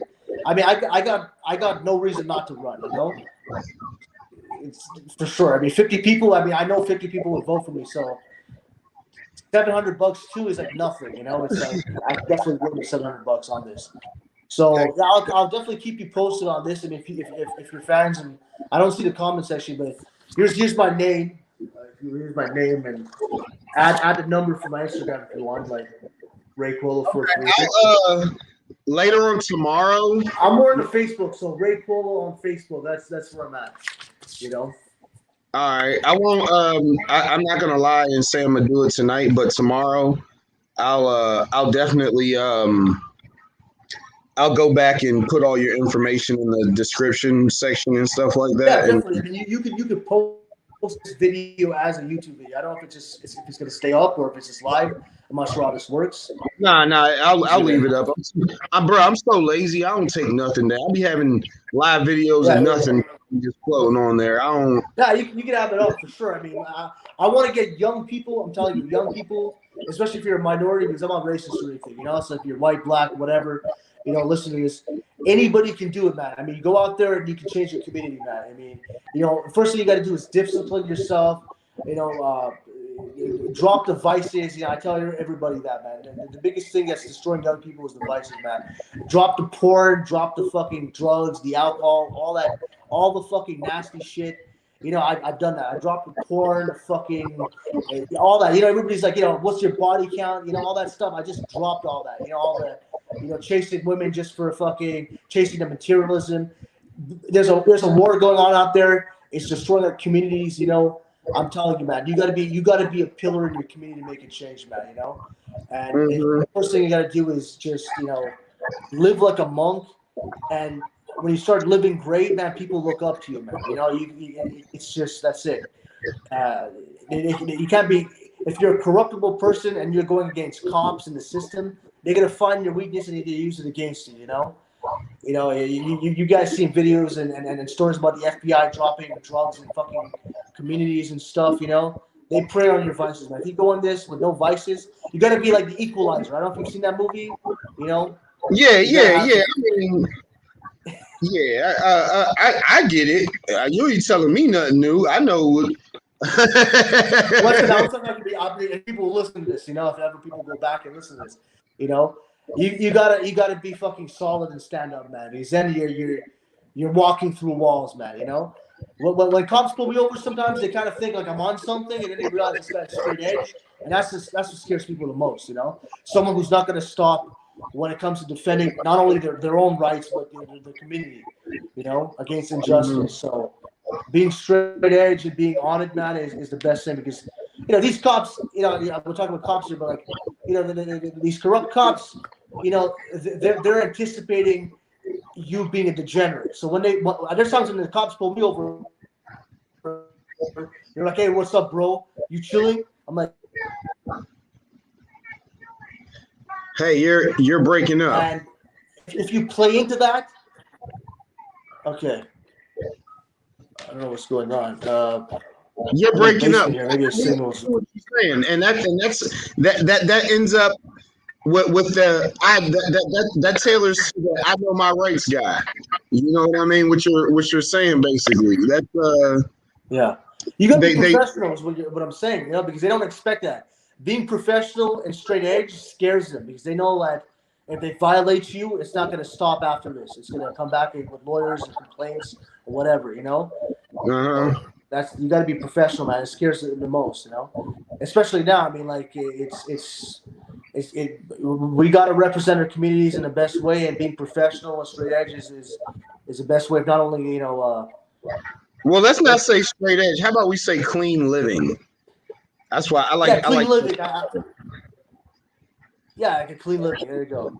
I think we have different definitions of that. I mean, when I talk about straight edge, I'm talking about, you know, someone who's working, you know, a normal job, someone who's not involved with crime or whatever, someone who isn't, you know, involved in bad activities and stuff, you know. Hey, what's up, man? But oh yeah, I got my man on here. I was gonna let you finish talking. Did you want to say? Done. I mean, I don't know if you have any questions or anything else, but maybe I'll close man, we'll do this again. I'll text you tomorrow. We'll do this again. Yeah, for sure, man. Thanks for having me on, and, you know, I want to empower people with this. The message is know your rights and always record, and you know, be the best person you can be. You know, and you won't have any regrets. Hell yeah. Anyways, I'll catch you guys later. All right, bro. Take care. What's good, my man? We got sound on, my man. Come on.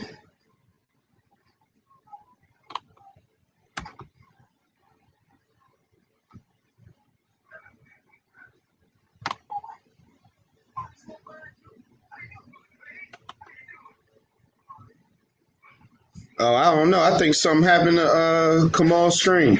All right, so for all the people who don't know, everybody keep asking what's happening. I got into a bike accident about a week ago. Oh, here you go. I think he came back.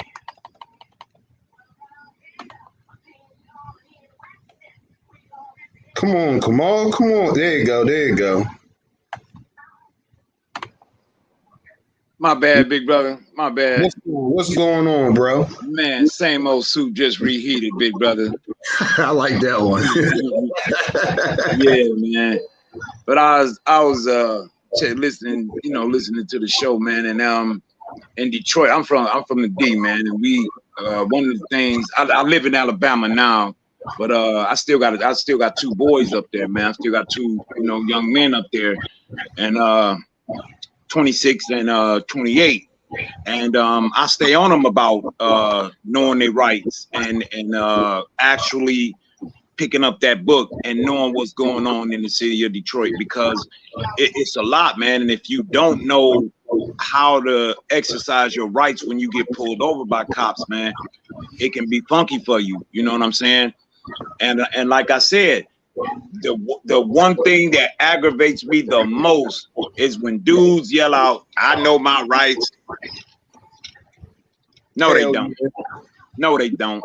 Because if you knew your rights, you wouldn't be screaming that out. Number one. Yep. The first thing I tell my boy, because both of them carry, it's legal to carry in the city, and both of them carry.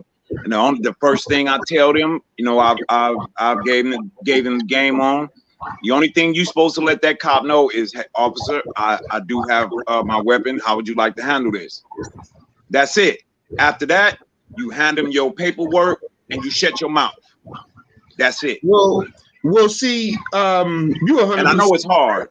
You 100% correct, but this is also Ray kind of took the mic from me, but it was that's what Ray was saying. Don't be they expecting you to be a degenerate and they act on it. Yeah. So that person who sits there, they say, "I know my rights." They just heard it. They just going off of what makes sense to them or what made sense or somebody told them something. It'd be people, the officer saying, "Get out the car." You have to get out the car. Yeah, you have to.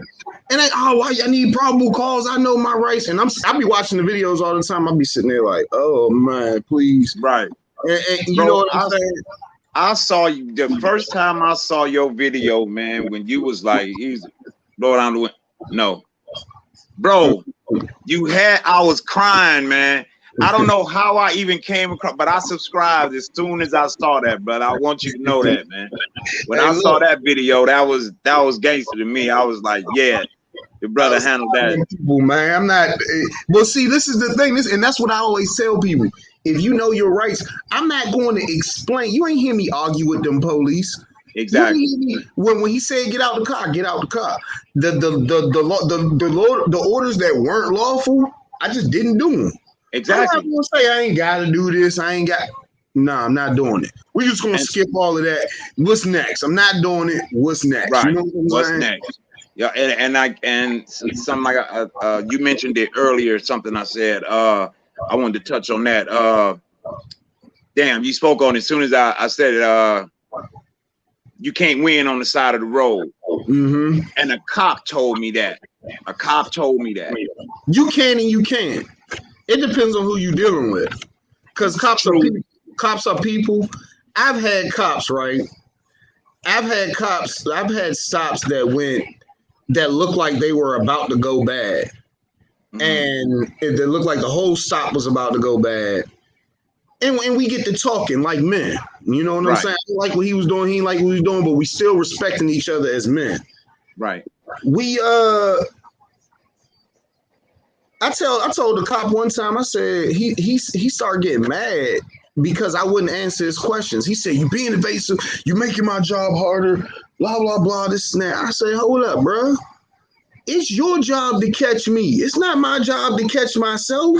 Dig that. The criminal, I said, in your whole career, you ain't never had nobody walk up to you with their wrists together saying arrest me. Dig that. So why? So I said they taught you to. You got that anger from that from somebody else. You know what I'm saying? Right. I used to do fugitive recovery. I've arrested people. I chased people. You can't get mad because you know that ass whooping we all know we gonna get if we run and get caught. Dig that. Yep. That ass whooping ain't supposed to be normal, bro. Right. That's your job. You can't be mad at me that you got caught on the fence and you slipped in the mud and you twisted your ankle. That was your job. You signed up for that. Yep. It's my job to get away. There's a charge for that. There's a charge you can give me so we can deal with that in court. You can't be all about justice and then want to give your own justice up when your emotions get involved. That's one of the biggest problems we have with cops today. You know what I'm saying? Right. They get mad when when you do know how to handle yourself, man, they don't like that. They don't like that. They don't want you to know. And a lot of times these cops don't even know the laws themselves. They sure don't. You know what I'm saying? They don't even know. I watched a brother sit up there and he was a lawyer. Now, he didn't tell him he was a lawyer, but he sat and listened to this cop try to run game on him. And when the lawyer got to breaking it down, he was embarrassed. He was trying to talk to his supervisor. He was trying to get him to go. He was trying to get the supervisor to, well, it's okay. Everything's all right. But the supervisor there now, you can't send him away. You ask them to come. Mm-hmm. And the lawyer, the supervisor said, let him go. It wasn't nothing he could do. And that was probably the best stop I had ever seen, man. And in Detroit. Let me address. Don't lose your thought. Go ahead, bro. Jay Snow. I ain't mad at you or nothing like that. We could watch the video on here and you can show me what you're talking about that video. We can break it all down if that's what you want to talk about. I don't know if you still on there, but he ain't like how I handle myself with one cop. He said I need to be tougher on these tyrants. But go ahead. In Detroit, one of the things me and some of my cousin, he had got out about 2 years ago. He spent a little bit of time in prison, and my two brothers had spent some time in prison. And we wanted to. The one thing I've never been to prison or anything like that, but in my family, it has been in my family, and it really tore apart my family because one of my first cousin, this man worked at Chrysler. When they started shipping jobs out to overseas, this screwed that man over.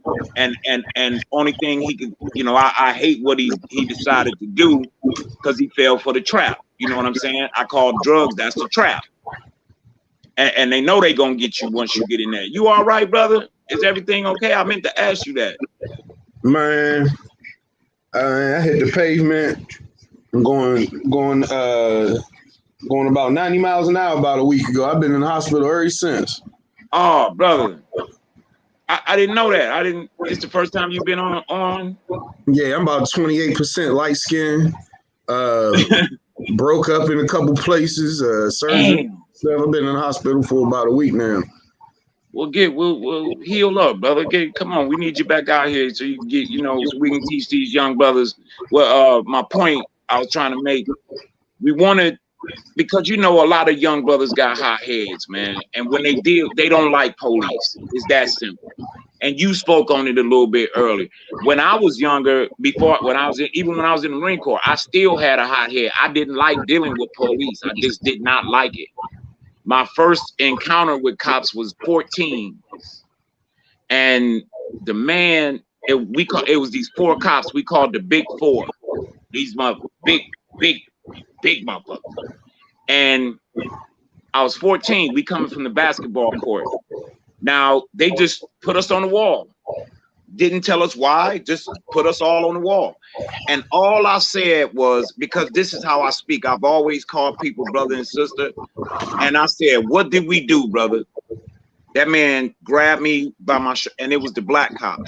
He grabbed me by my, he grabbed me. I had a t-shirt on. I hate to call it the wife beater, but you know what I'm talking about. Yeah. He slammed me on the hood of the car, bro, and the hood was hot. So I'm trying to get off the hot car. Guess what they charged me with? They said I was assaulted a police officer because I was trying to get off the car. The police did. My family didn't know where I was at. They didn't know they didn't know my homeboys didn't know where the cops took me. I spent the day in jail because I assaulted a police officer, according to them. About a day later, they just let me go. My family found out because my uncle was a cop, and they let me go. On my grandmother's side, he found out where I was at, and they just let me go. Now, that's my first encounter with a cop, man. What do you think that left me with? You know how you think that made me feel about police? Yo, I tell cops that all the time. And in the video that the dude was just talking about, that was matter of fact. Hold up, I want your opinion on this. I want your opinion. You a like-minded individual. Let me. Oh, I'm in the studio. I'm tripping. Hold on. I want to pull this video up and I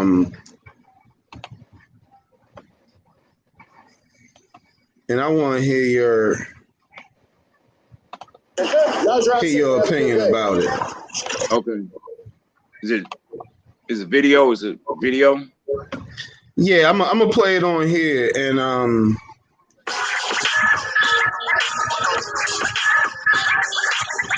gonna play it on here real quick, and basically, the original reason I was going to play it was because this dude, he said that the video when I was with my kids, he basically said I bitched up, and I agree with him to an extent, but I also don't agree to be that F you every chance you get to the police person.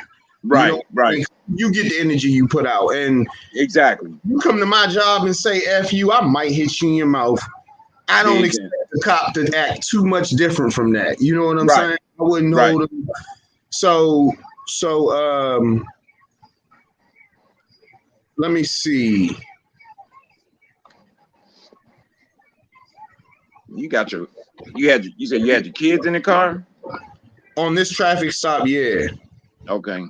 And this is a real interesting one because one of the number one things I hear from the haters and the cop suckers and bootlickers and whatever you want to call them is the number one thing that I hear from them is why don't you just comply and it'll all go easier?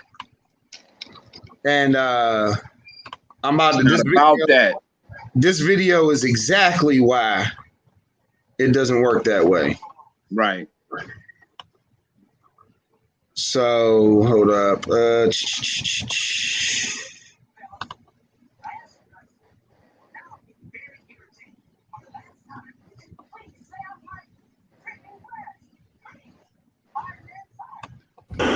This playing? You got the sound on the video? Yeah, I can hear it. All right. So I get pulled over with my kids. I believe this is I don't know if this is Thanksgiving or Christmas. It's a holiday though. What's scaring me? I'm gonna wait till we finish. So that's my oldest daughter next to me in the front seat, and my youngest daughter's in the back seat. Okay.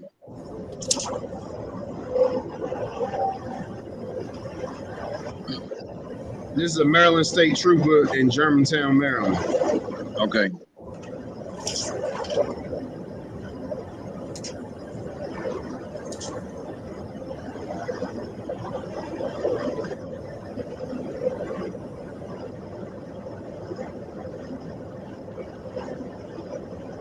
Now, normally I don't answer any questions. But I ain't never had to really deal with these people with my kids in the car. Right. That's the first thing I thought about. That's why I asked. That's the first thing I thought. You kind of gotta. Now watch this. I roll my window down further than normal.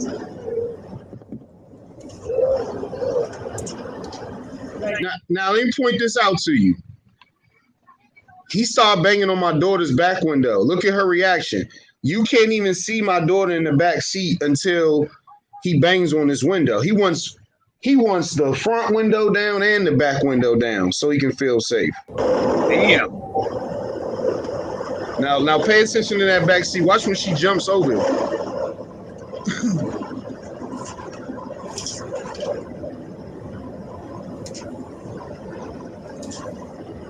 That's sad. Our baby's scared of the police like that, man.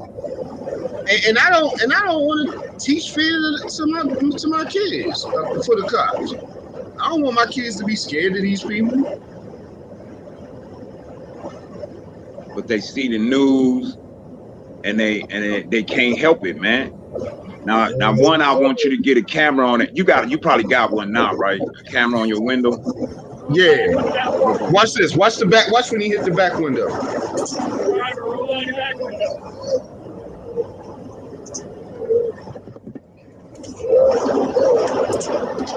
Thank you very much. How are we doing today?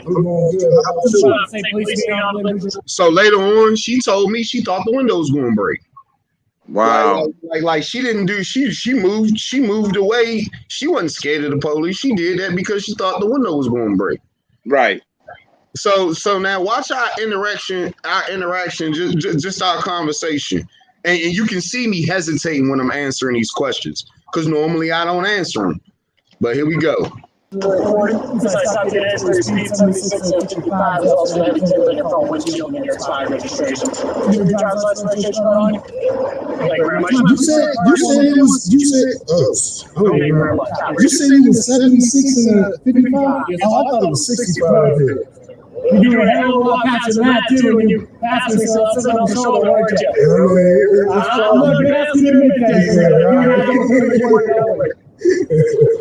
What do you guys head to today? I'm headed out to DC. Heading out to DC, all right. What's down there for you? Family. Family? Where you come from? Frederick. Frederick, okay. What's up, Frederick? This will be good, but look, check this out. Check this out. I usually don't answer questions, but I see you in high school, you got good energy and stuff like that. But I usually don't answer questions. But yeah, I'm taking it with a CEO. So what's your current address? I don't answer questions. Well, you gotta come down one. That's not you incriminating yourself, but you. So I know you got my ID. Address is on this. Yeah, you got my ID. From your house, Frederick. I'm kicking them out from Frederick. And this is why you don't answer no questions. You see that? Exactly. So this is your current mail address. That's all I need is the current mail address. This is your current. Once you start, they don't let you stop. No. That's my current mail. Awesome. And we will go to review. Yes. Okay. All right, I'm ready to get you out of here. Now, I'm pissed that I answered those questions. Right. I wouldn't have went through. That immediately went from.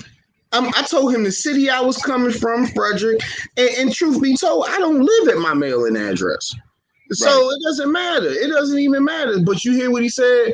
I'm coming from Frederick, home.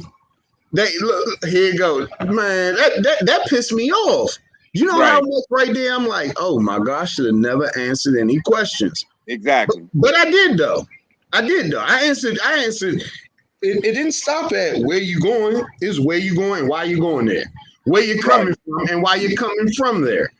These people don't need that to ain't know. None of your business. Yeah, these people don't need to know this to know. None of that. And then see all the bootlickers will say, when you don't answer those questions, you're being rude. The police are strangers to me. Exactly. This is another man. Somebody walk up to your house. Exactly. I don't know this, man. The police job is to arrest people and in my opinion, arrest motherfuckers and write tickets. They not there to be your friend. They not. Now it's some good cops. Don't get me wrong. There are some good cops, and like you said, you get what you put out. Don't get to asking me all these questions though, because I'm not gonna do it. I'll play the game. I've done it before, brother. I sit there like a statue. Now, something I would. I'm sure you probably do this now. All the reaching in your glove box and that, brother. To me, I keep mine right above me so they can see my my hands at all times. I don't want these motherfuckers to have no reason to no reason to well, I fear for my life and all of this shit. You know what I'm saying? I make sure I don't roll my window all the way down. I give it to them just enough, and I roll my window back up. Now I've had them knock on the window and want to talk some more and all of that, but there's no need to do that. There's no need to. I don't talk to strangers, bro, like that, bro. Like police, guys that walk up on me with guns. I don't talk to them, and I don't care what the people say. I don't care how people feel about it. They handle it the way they want to. If they want to, once you give up your rights, bro, you don't get them back. It's hard to get them back. And so you need to learn how to deal with the police and stick to it, man. And I'm not dissing you or nothing like that. You got your kids in the car. I don't know what mindset you had. Let me just handle this so I can go on about my way. See, my mindset when I get stopped, because I had to tell myself this. It's not like no one hold me accountable to this but me. But my stance on it is I'm going to always exercise my rights at any time, no matter how inconvenient. I don't care if I'm on my way to a wedding, funeral, whatever. I got to exercise my rights. Absolutely. This time right here, I ain't do a good job. Hey, Jake Snow, I know what you're saying. Drop the link so you can come up here and we can talk about this, because I agree with you, but I disagree with one thing you said. But at the same time, my kid's safety is in order, and I don't believe that if anything would have happened to me during that traffic stop, something would have happened to my kids. Right. But what I do believe is that my kids would have seen it if something bad had happened to me. Exactly. You know exactly. Their mom was about 15, 20 minutes away. She would have been able to come grab them, but they still would have gone through that ordeal. And they still would have seen their father go through that. And I'm gonna go. I'm sorry. I'm gonna go. Like now don't get it twisted. I ain't gonna be stupid and just break the law and to take me to jail. You know what I'm saying? Right. But I'm saying for my rights, and I'm not gonna let anybody hurt me. So you do have the right to defend yourself now, man.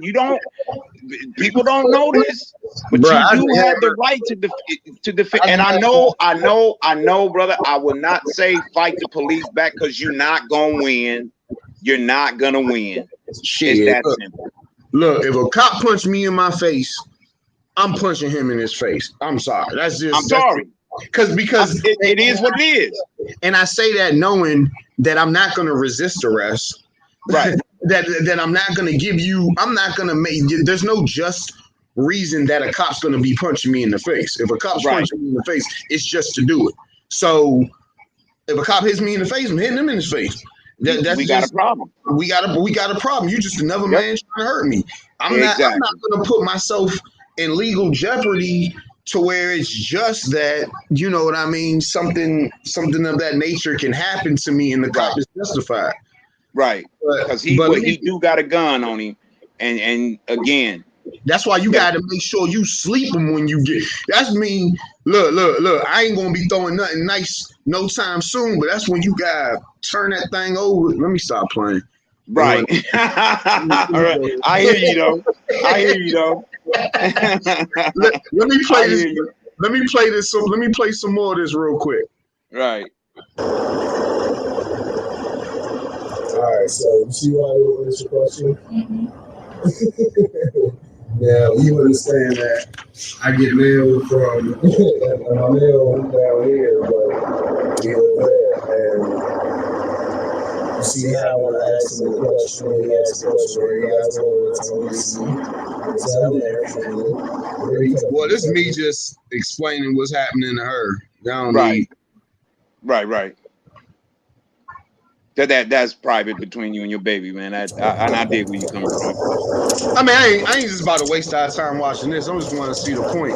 So I started to get out the car to smoke a cigarette because I had him in the car for about 40 minutes and I don't smoke with him in the car.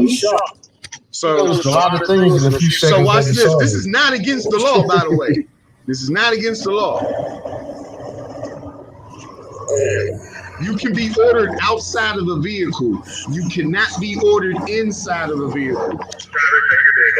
I can step inside. Once again, kids in the car.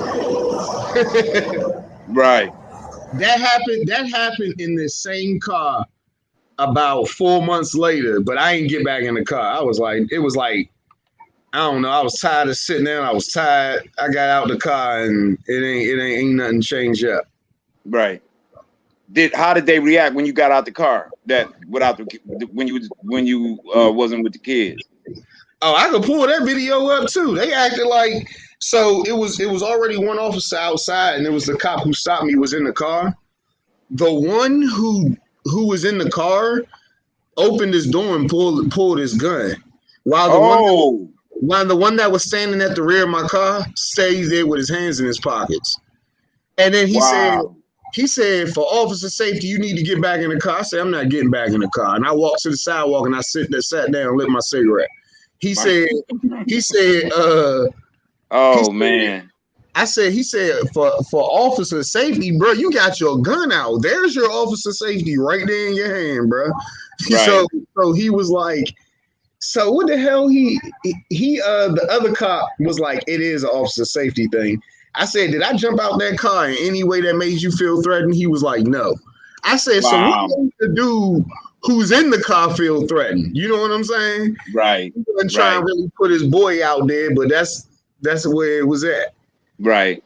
But I think this is when they asked me to get out. Watch this.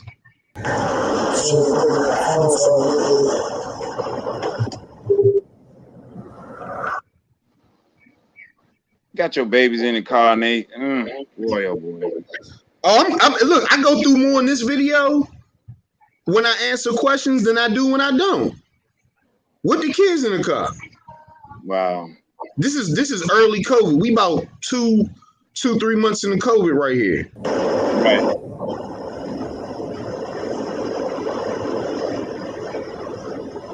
Oh, mid-COVID. This is October. Oh, snap. Okay. Yeah, it's October.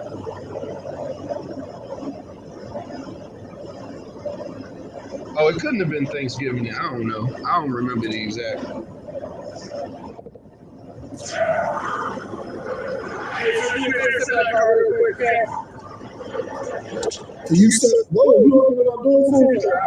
That's against protocol. They're not supposed to open your door. Yeah, no, they're not.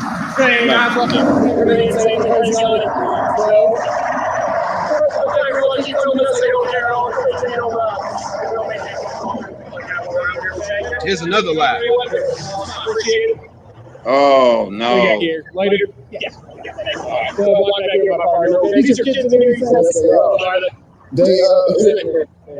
Oh man. I mean, can you pull them out working with me? I am. I don't know what their age got to do with it. I don't know what their age have to do with it. On under 18, what's up?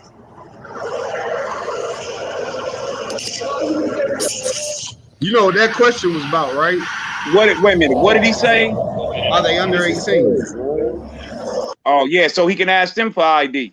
Exactly. Yeah. Yeah. He want to ask them for ID. You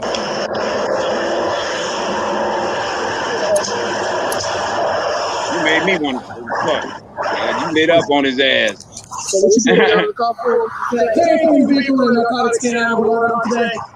No. Nothing at all? No, you talking about that? Yeah, sure. All right, awesome. So why you put me out of the car? What's that?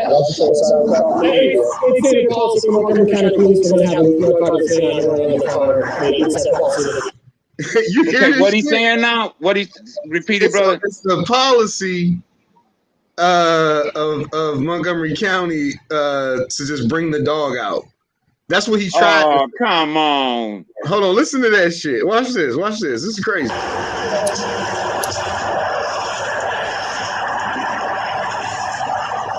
So what you put me out of the car for? Carrying vehicle and narcotics came out of the today? No. Nothing at all? No, you talking about that? Yeah, sure. All right, awesome. So why you put me out of the car? What's that? It's a policy from Montgomery County Police for having narcotics came out of the car. So when you pull walk out of here for me, so when you do Wow. the dog run, you have to pull people out of the car. It's their policy. Yes. That's a request for me. That's bullshit. That's bullshit. Yeah, it's just different. Just to keep the minimal interaction between people and That's bullshit, man. Now again, you what was your mindset, brother? What did you tell them I do not consent to search? No, I didn't say that because they didn't ask for it. It wasn't okay. It wasn't presented as if I did. You know what I'm saying? There Okay. was no way that they could have said later on in court that I gave them permission. And they didn't search the car. They pulled us out to walk the dog around it. They were trying to find a reason to search the car. Dig that. That's what they were. That's what the modus operandi was. Okay. Yeah. It's our policy to bring the dog out. Get the fuck out of here. Like they bring dogs to every traffic stop. To every traffic stop, right. Just because I asked you. I mean, that's not lawful order. Yes, sir, it is. It's an officer safety. You heard that? What law would I be breaking if I sent Wait a minute. What did he say, brother? What law would I be breaking if I sent the text? What did he say? I can't hear. I can't. It's kind of. Yeah, it's just different. All right, hold on. I'm gonna mute. It's probably because my sound on too. Watch this. Watch this shit. He gonna tell me that it's illegal for me to text or use my phone during a traffic stop. What? That's bullshit. He's gonna explain why. It's because of because I could call backup. Wow. You know that man can get on that radio and have about 20, 30 cops over there real quick. Exactly. I don't even know the amount of people he gonna have over there if he get on his radio. Right. That's a damn shame. Oh man. Now what would again? I gotta wonder what was you thinking? The minimum interaction between people and the police canine. Yeah, that's better. You might find talk about over here. He's gonna bring the dog. Just say, guys, I just don't want you guys to dog. Hey, you're good right here.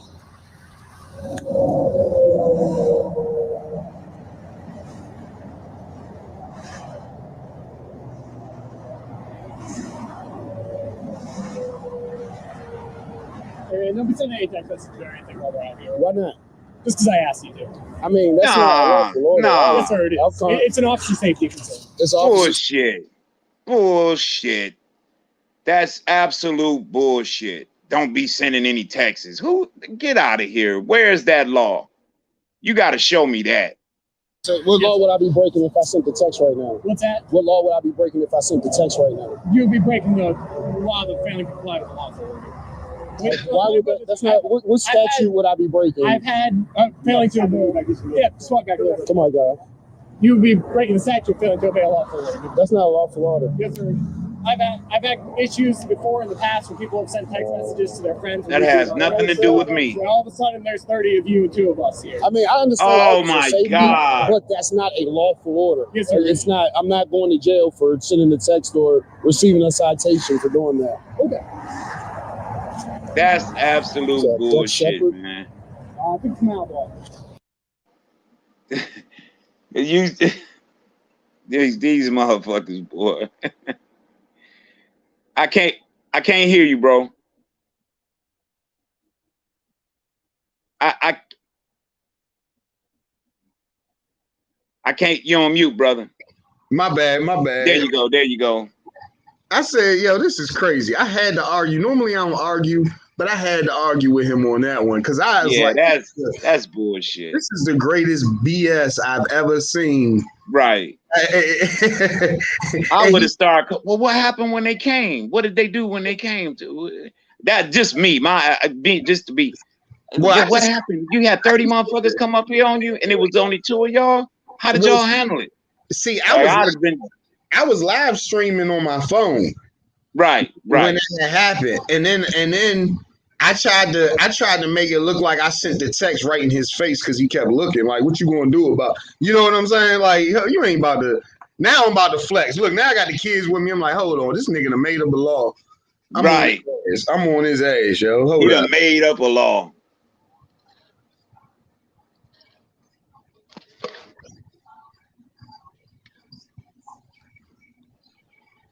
That's too big for me. That's too big now, man. Might as well have train him.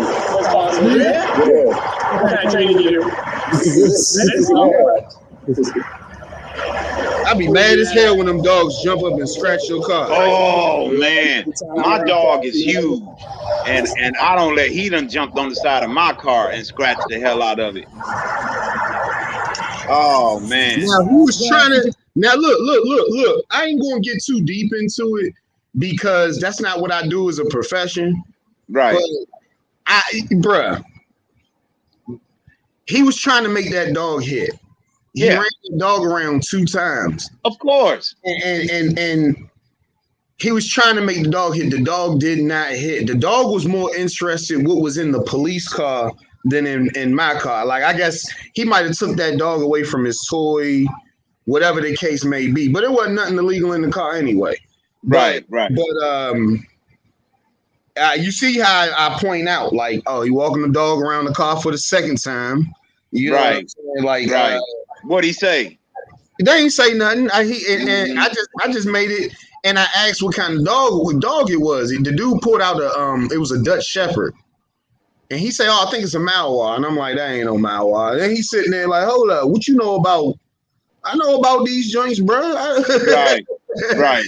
Like I'm a dog breeder, dog trainer. I know about these joints. Right. So you gotta let me know about that, brother. I'm looking for another pup. Oh man, you don't want the Malinois, bro. Them things crazy, bro. Those police dogs. It depends on what your lifestyle is.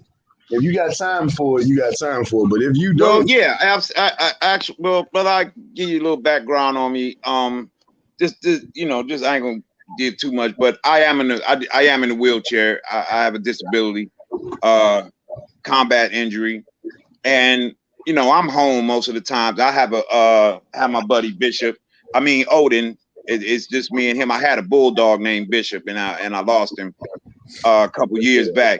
So it's just me and my dog Odin, and I have a lot of time, and I train him myself, man. I learned from a buddy of mine who was a dog trainer for EOD, explosive ordnance disposal, and he found bombs in Afghanistan and Iraq and places like that. And so I mean, I'm not a trainer or nothing, but he gave me a little game on how to train my dog. You know what I'm saying? Yeah. And I spoil my buddy. I can't lie. I spoil him because I love him to death. Hey, look, before I breed American bullies and soon to be breeding French bulldogs. But oh man, before you start messing with those high energy, crazy Dutch Shepherds and Malinois, bro, those are not real. Those are raptors. Those are not dogs. Those are They ready for combat. You gotta work those dogs daily, or you gonna have a problem on your hands. You gotta have those are street working dogs. They not But absolutely, yeah. But I love bulldogs, and my dog, he's a boxer and a bull mastiff. His mother was a boxer, and his father is a boxer, bull mastiff. So he's a big boy. He's a boxer and he's a big boy. You know what I'm saying? Because of that bull mastiff, and he has a lot of energy. He's high energy, and I have to take him out sometime 2-3 times a day just to. But I take him. I have a bike. You know, it's hand controlled, and I take him to a spot, and I ride my bike with him just to work some of that energy out of him, because. Bro, some days I'll be like, man, lay your ass down. I want to chill, you know. But he want to run around and play. But you know, he's real protective, man, and that's just the way I raised him. You know what I'm saying? He know when to get down. That's for sure. He ain't no vicious animal or nothing like that. He's my service animal, but he ain't gonna let nobody harm me. That's for sure. That's what's up. That's what's up. Yeah. But yeah, do your research before you mess with them dogs. Them dogs is crazy. No, I mean I want a bulldog. I'm looking for another bulldog. That's what I'd like to have. Okay. Yeah. But this stop right here, I answered questions. I did everything this cop said and he asked for. I gave him everything he asked for. Right. It still ended up with me and at the time my preteen daughters pulled out on the side of the road, and look, we on the side of the highway. It's more dangerous us out the car than inside. That's what I was gonna say. That's what I was gonna say. You put me and my kids in danger just so we can go on a fishing expedition and hope to get something. Absolutely. So now watch his reasoning. Watch this. Get back in my car. He said, get back in the car. He told me to get back in the car and he'll give me a warning for the speeding. Okay.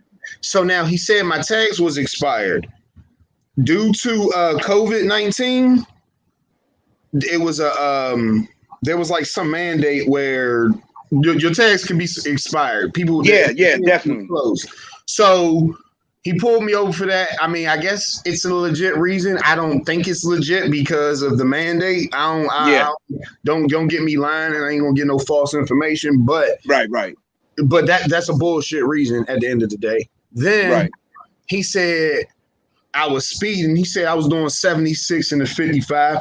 I'm not even going to argue. I don't know how fast I was going, but I did the speed limit on the road. I think he was right where the speed limit changed or something like that. Right. But okay, you got me going 26. He's 26 over. Okay. So no, that's 21 over. What was it now? Huh? What was he? How fast? What did he say you was doing? 76 and 76 and 55. Okay, yeah. So I was doing 21 over. Yeah. Cool. And to be honest, the road that I was on, that's like normal. Like everybody doing at least 70 and up on that road. Right. Like, so they know that, bro. They know that. Oh yeah, definitely. They wanted to see. Now my car, yes, my front window was tinted. In Maryland, that is illegal, but I do got out-of-state tags. Right. So it's one of them things a cop can pull me over for, but he can't do nothing about it. Right. You can't write me a service order. You can't write me a ticket. Nothing. Exactly. So just out of state. What would be the point? So then so he pulled me over. Let's say this. He pulled me over for 3 legit traffic violations. And he chose to write me a warning. It led to a dog sniffing the car, which he was trying to search, obviously. That's the only reason why you do that. Right. Pulling us out the car and led to all of that just to write me a warning. He's literally just told me, wait for your warning for speeding. That's it. He wasn't pulling me over because he cared for the safety of the people when I was driving too fast. Right. He didn't. No, he wanted to see what was going on in the big black Benz. That's what That's it. That was all it is. Profile the car. All it was. And you could use this as a teaching moment, because even though you did everything that he said, now talking and that answering questions and that, you know that's a no-no. You already know. But I know where your head was at, and I understand. But even though you did everything that he asked you, it still wound up with him doing what he wanted to do. And which is normally more than what I go through when I exercise my rights. Yep. I normally get better results when I buck. Ain't that something? Ain't that something? Wow. So hold on, watch this, because I try to have a conversation with him. Oh my gosh, I'm so mad. Y'all okay? You was mad at yourself. Nah. Liberty Mutual. Yeah. It's the same insurance for like 2 years. I've only switched the vehicle on it. Yeah. This is some bullshit. I'm mad as fuck. And these are the times you gotta really stay calm because I got the kids with me. And they doing this bullshit on the side. Oh my fucking God, got me pulling my fucking kids out of the car. Yeah. So what was the brother saying he didn't like about it? Well, he didn't like how he said he called me a bootlicker because he thinks that I should have gave the police hell. Bootlicker? Why would you call somebody that?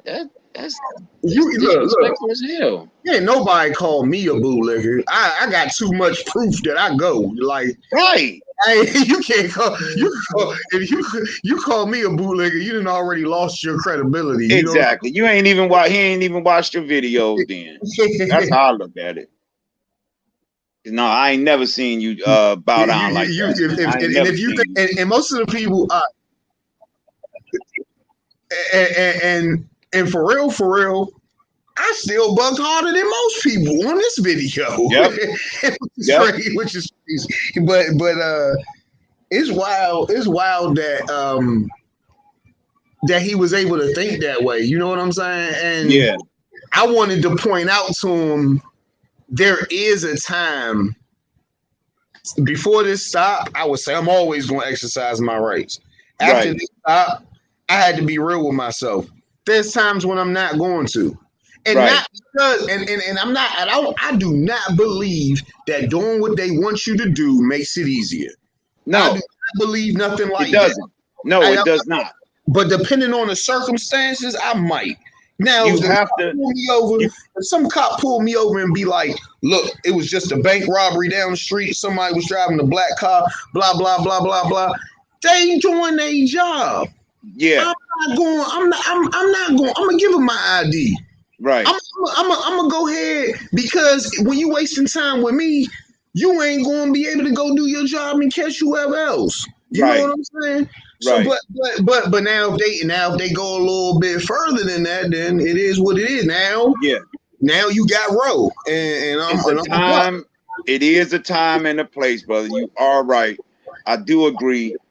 When you got your kids and your babies in the car with you, man, you got to think. You know what I'm saying? You got to think about that. Is it worth? Is it worth me going off and and like you said, you bucked harder than most motherfuckers on this video here. You know what I'm saying? Most motherfuckers I've seen, bro, I swear, I drive up and down 84, man. All you see is cars pulled over and motherfuckers standing on the side of the road.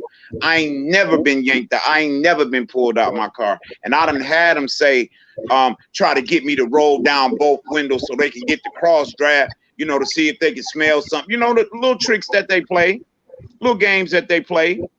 I don't play that. I just don't play it, man. And I didn't do the things I've done for this damn country to come home and let the police treat me like shit. I'm just not gonna do it. You know what I'm saying? Yeah. But hold on, watch this. Watch what he gotta say. So they're saying they tried to lie to me. They lied and said it's a rule that they got to bring the dog on every traffic stop. This shit is straight up bullshit. Straight up bullshit. Yeah. Right now, I'm just trying to remain calm and I'm just thinking in my head like, right. This. Right. Yeah, you can tell. Never sold that Benz. That thing look good.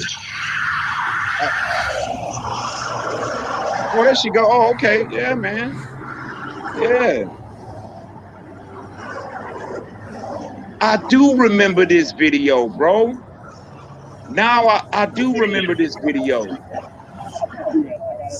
Thank you. All right, so here's your information back. Like I said, just warrant for speed today. Absolutely nothing you need to do with it. It's just not protection. Okay. Today, okay. Any questions for me? You said that it's just routine to just go ahead and bring the dog or anything? There were certain indicators I saw in the traffic stop both prior to certain the stop indicators. and the stop. You mind letting me know what those are just for future reference? Those aren't really something I can divulge. I mean, I can look up the information on right, and you're more welcome to do that. But I want to know because I don't get pulled out the car often. Right. I get stopped all the time. Yeah. You'll see it later on YouTube, but what's your name and badge number for the record? TFC Potvin ID 6852. I appreciate all my that. information's on the warrant. I appreciate that. You sir, your information, name and badge number. Officer Williams. Badge number?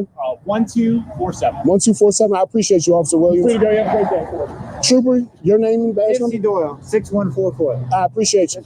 Y'all drive safe and have a good day. Now what, he feel like you, cause you told him to drive, say you bootlicking, what the fuck?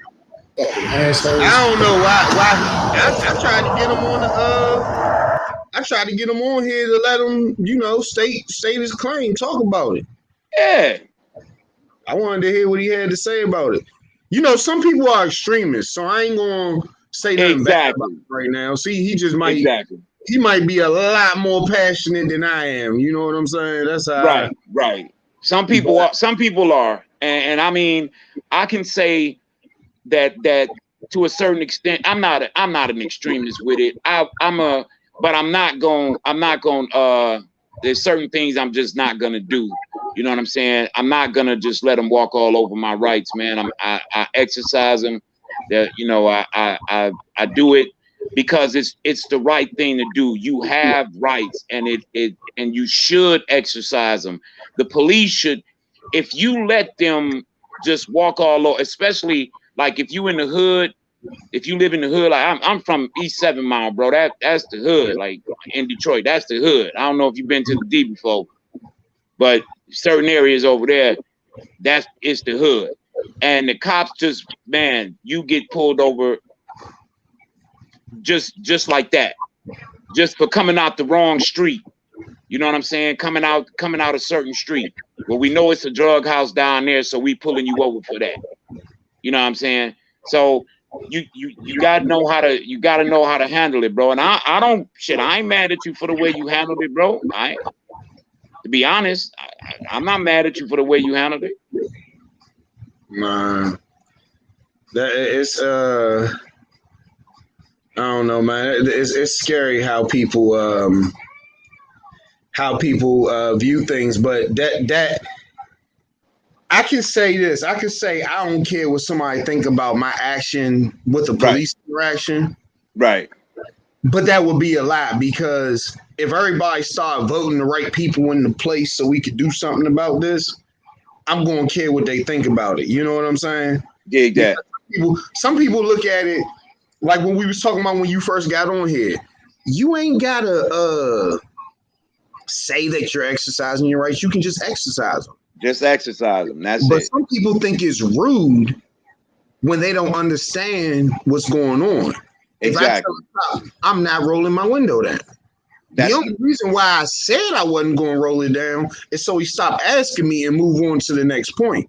Yep. But I look rude because I just said, no, I'm not going to do it. Right. Those are the people who didn't know that it was an unlawful order. Those are the people who believe all of that.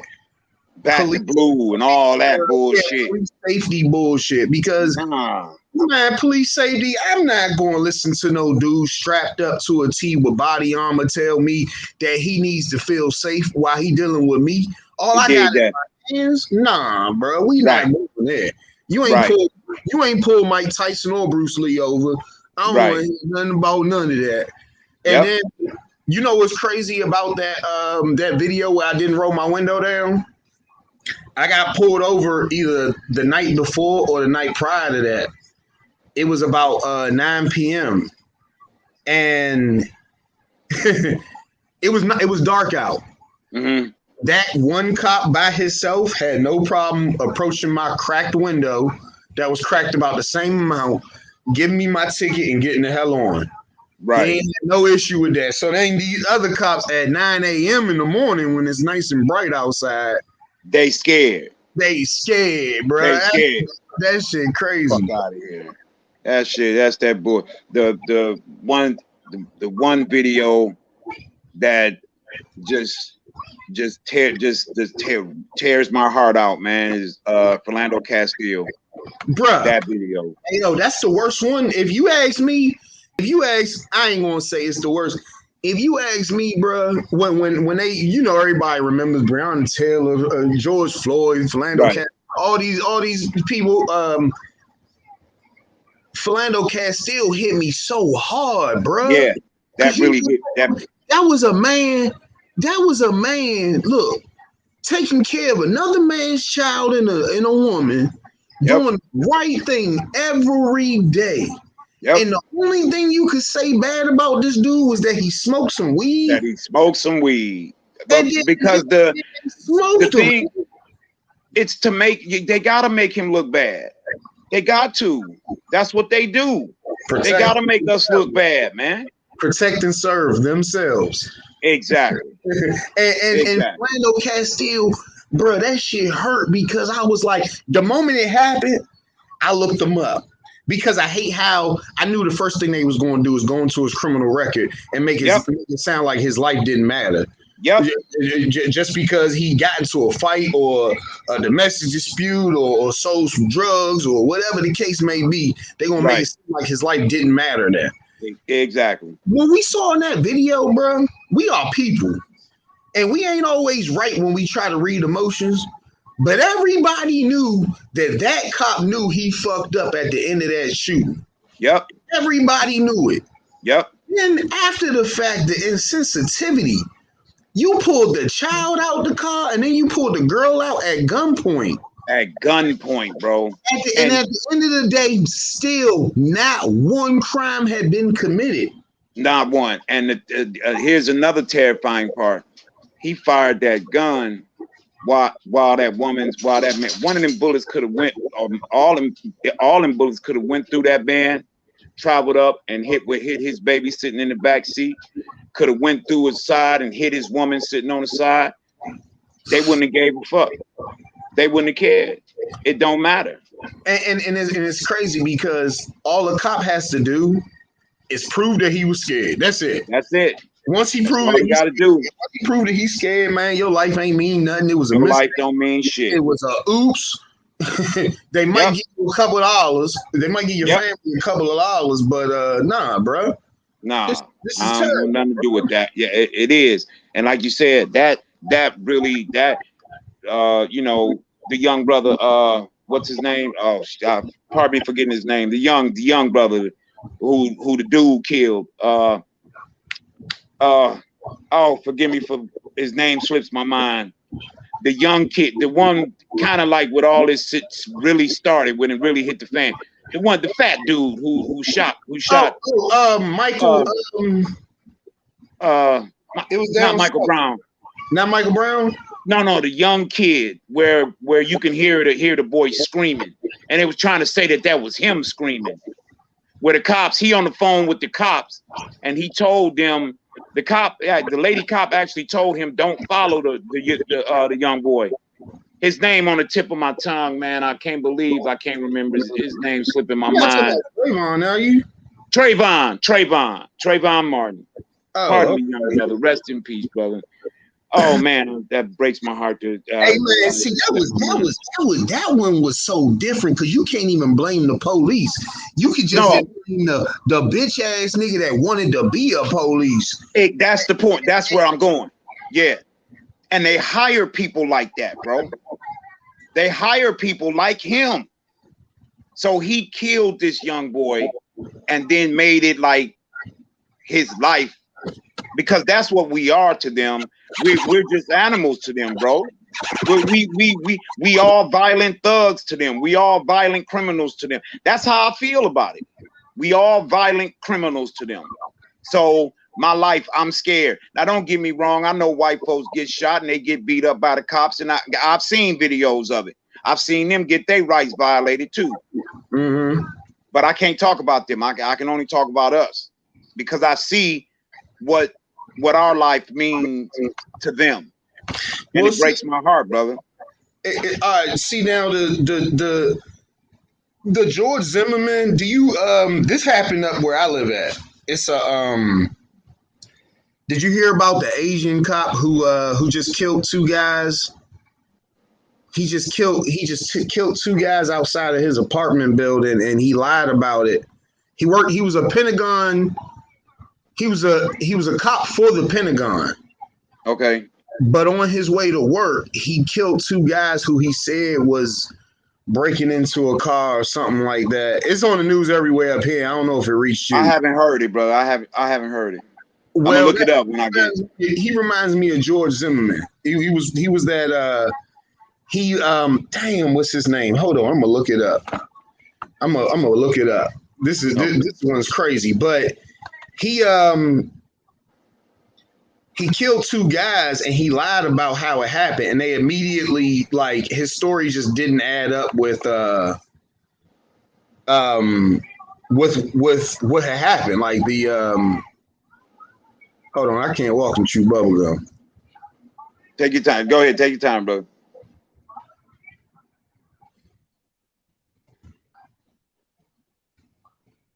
Hold up, here we go. When did this happen? It wasn't that long ago. Maybe 2 months ago, a month ago. Okay.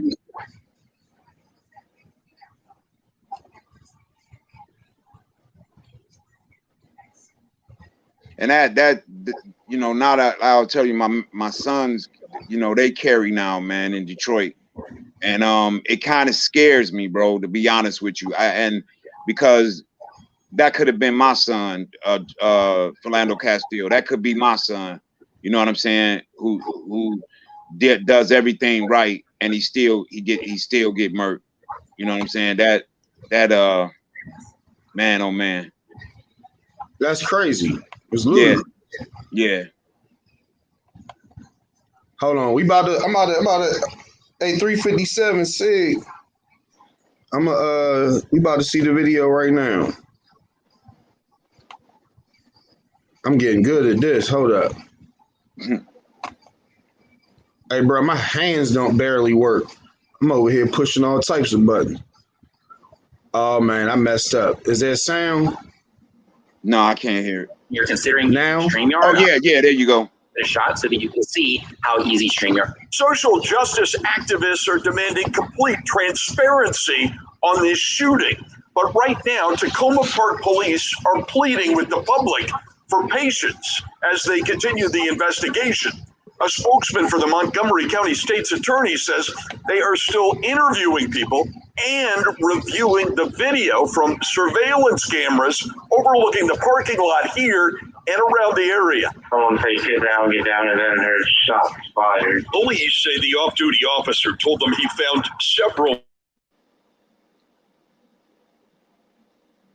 And lost it, brother. Off, he opened fire with his service weapon. Within minutes, the black Lexus pulled up at Prince George's Hospital Center. They have 2 black males arrive at PD Hospital, trauma 1 for a gunshot wound. Both men died at the hospital. Police ID'd them today as 32-year-old Dominique Williams of Hyattsville and 38-year-old James Johnson, who lived on Princess Stephanie Court in District Heights. Somebody bought that not too long ago. They moved in there. In Johnson's neighborhood, there is a lot of suspicion about how he died. I understand that he said that he thought they were robbing, but still, that's no reason to just go start shooting in the car. That's no reason at all. That's totally ridiculous. Officials say they will not release the name of the off-duty police officer unless he's charged with a crime. Key question: did the officer reasonably believe that his life or the lives of bystanders were endangered by the driver of that vehicle when he opened fire? In Tacoma Park, Bruce Leshan, WUSA 9. All right, Bruce, thanks. Well, there's a lot that we don't know about this story, but we do know this, that the Pentagon telling us their off-duty officers can only take action when there's violence happening in front of them or the threat of it. They can. Wow.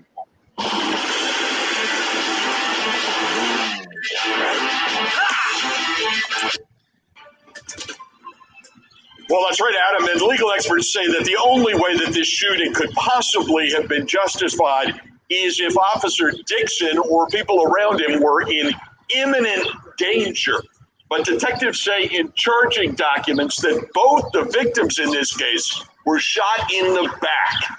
Oh, damn. Tacoma Park condo early Wednesday morning to head to his job at the Pentagon. Investigators say he told them he confronted a group of men who had broken into a car. He allegedly said they gassed it, almost tried to run me over. Mr. Dixon's overview of events was inconsistent with the facts in the case. Detectives say his story quickly fell apart. Surveillance video at the condo allegedly shows Dixon firing into the back of the men's car as it was driving away, and investigators say the men were hit from behind.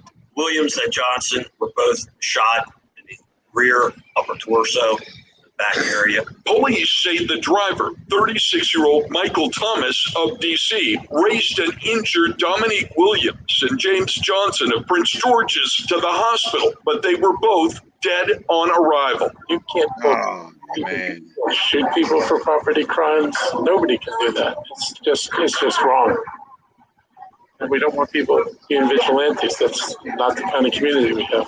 Police chief says the Pentagon officer was acting as a civilian. He says he had no police powers in Maryland, and he says the message from his arrest go out loud and clear. We absolutely encourage people not to take action if they observe criminal activity. Be a good witness, call us, but do not take action. Now, Officer Dixon is represented by a public defender, and he's being held at this point without bond at the Montgomery County Detention Center. He remains on administrative leave, has been since the shooting with the Pentagon Force Protection Agency. The acting director of that agency says he's ordered a stand down with his officers to retrain them on use of force and their off-duty responsibilities. Now, damn, check this out. And Noli just said it. How do you almost run somebody over? Right. You almost, bruh. Damn, bruh. This ain't the movies, bruh. If my car is coming towards you and you shoot my car and you shoot me while I'm driving 20 feet out, that don't mean that car's not still coming towards you, bro. You know what I'm saying? This ain't right. In the movies, car turns and flips over and blows up. Why you say that? It don't work like that. Right. So for all those who keep asking, I was in a bike accident. I'm in the hospital. This is where we doing it from.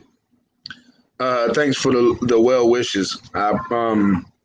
But so this is why I think this is why he reminds me of a Zimmerman, because he reminds me of a Zimmerman because this isn't his first rodeo. Right. This cop done had other instances where he done. Hold on. Why is this? Okay. So hold on. I'm gonna find it for you. There's other situations. So look, check this out. Now they start digging into his background, right? And then this happens. No threat to a fleeing car. Hold up, we're not sharing. Right now at 5, families of 2 men shot and killed by an off-duty police officer speaking out as that officer is now criminally charged with murder. And take a look at this video just obtained by Fox 5 within the last hour. This is video that shows the same officer pointing a rifle at somebody in that same complex just last year. Fox 5. Oh, damn. With the latest details. Sierra? Jim, 2 men lost their lives here after an off-duty officer shot and killed them. He believed that they were breaking into cars. And today I asked the Tacoma Park police chief if that is true. He said it does align with their investigation. However, the victim's family and attorney denies those claims. Police are saying that your husband and his friends were trying to break into cars. Is that true? No, it's not true at all. They're just having a good time trying to be boys. You know, we're all devastated. I haven't eaten in 2 days. I can't sleep. I can't even go to my own house. You know, all our stuff is there. I'm driving our cars and he's not, and he's never going to be beside me again.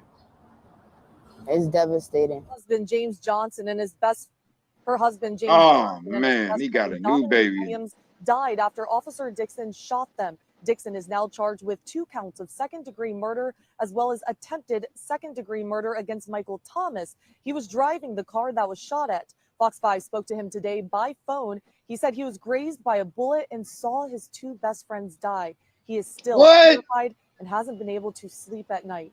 I asked the Tacoma. Was the third person? If any weapons were recovered in the car, and he did not directly answer my question. They said it was 3 people who he shot. You know, as the story go on, they get more information. The news can't. Is he the Punisher? Yeah. Damn. Hey yo. So now, prior to this happening, there's a video that they show with a homeless woman in his building, in his apartment building. He walks his dog, which his personal dog is like a German Shepherd or something like that. So a police ass dog or some shit. Right. Then he goes upstairs and he thinks this person shouldn't be there. So he doesn't ask him to leave or anything like that. He comes downstairs with a shotgun and holds this homeless woman at gunpoint with the shotgun and puts her outside in the rain, yo. Oh man. Cause she's in the lobby. And I don't know now, this area that they're in, this is in Tacoma Park. So keep it real, that building right there, you saw that black Benz that was in that other building? Yeah. I got it from somebody who lived over there. It's either that building or the building next to it, but it ain't the best neighborhood. Tacoma Park is not the best neighborhood, but it's right on the border. It ain't the worst either. You know what I'm saying? Like stuff happens, but I don't know. You ain't. I don't think nobody who walked by that homeless person was scared to go home. Right. You know what I'm saying, police would have been called. You know what I mean? And I mean, you just draw down with a shotty. Let me see it. Let me see that video, man. Saying this is an ongoing investigation. And that Mr. Dixon had no lawful or justifiable reason to shoot and kill Mr. Williams and Mr. Johnson. Check out this video. Sources confirmed to Fox 5 that back in May 2020, Dixon was involved in a similar shooting. Look how he moving. Take a look here. He pulls out a rifle on this person as they are walking out of the same building. It is not clear what Dixon is saying to them in that lobby as they walk out with a cart. And I want to get straight to new information Fox 5 got in our inbox from the Pentagon about this. They say they are aware of 2 off-duty incidents with local law enforcement involving Officer Dixon, and he was cleared of any wrongdoing. Back to you. Y'all allowed this man to kill y'all, man. Y'all allowed this man to kill somebody, kill 2 people. Fuck, that's how I look at it. And you know when it gets bad is when they clear him of the bullshit he did beforehand, which were the straight up red flags that he shouldn't have been a cop no more. Right. And then it makes him feel, hey, I can get through. Ain't nothing gonna happen to me. Ain't nothing gonna happen to me. I can go. Let me handle my business. That dude was another George Zimmerman. That dude was another George Zimmerman. George Zimmerman told that boy. Yep. Said, I feel like he was doing something wrong. Yep. And then said, after getting out of his vehicle, when he was told not to. While on the phone with the police, said he didn't say, bruh, if I was 15 years old, I'd have whooped his ass too. Exactly. I'm 15 years old, but you follow me through my neighborhood. Bro, what that? I don't. I'm surprised I didn't hear that. I'm 15 years old and I got some man following me. What you? And then a 15-year-old, you know he gon' what you following me for? You know what I'm saying? You a grown ass man, and you got a gat and you strapped. You know you got the upper hand on this boy. Man, oh man, and I get so mad, man. I ain't gonna even say on live what I want to say about. I ain't gonna even say it. That'll be between me and you. If we talk another day, we talk privately or something. I don't know if you know how to look at the private chat in here. I left you a message in the private chat in this joint. But okay, yeah, but okay, bet. But they man, it's scary, bro, because it is. Dude, he didn't want to be no Pentagon cop. Right. He was waiting to be on somebody's police force. Yep. And he would have been. A Pentagon cop is armed security until he jump off. You know what I'm saying? Yep. That's it. He wanted to do that. He wanted to be a police. He couldn't wait to point guns at people. Look at Yep. How you handle a homeless lady like that, bro? Right. How many times does a person actually have to pull a gun on somebody? Like really? Like think about it. Look, and I was told this, and I realized it when it was real. You never needed a gun till you got a gun. Till you got a fucking gun, exactly. You never needed one. You never needed one until you got it, man. I tell my boys, I tell them, I be on their head. Oh my God, but my boys they know better. They know they've been around guns all their life, man. They know better. You know what I'm saying? They know how to handle themselves, and I'm pretty, safe. You better call that nurse in there, brother. If you in pain.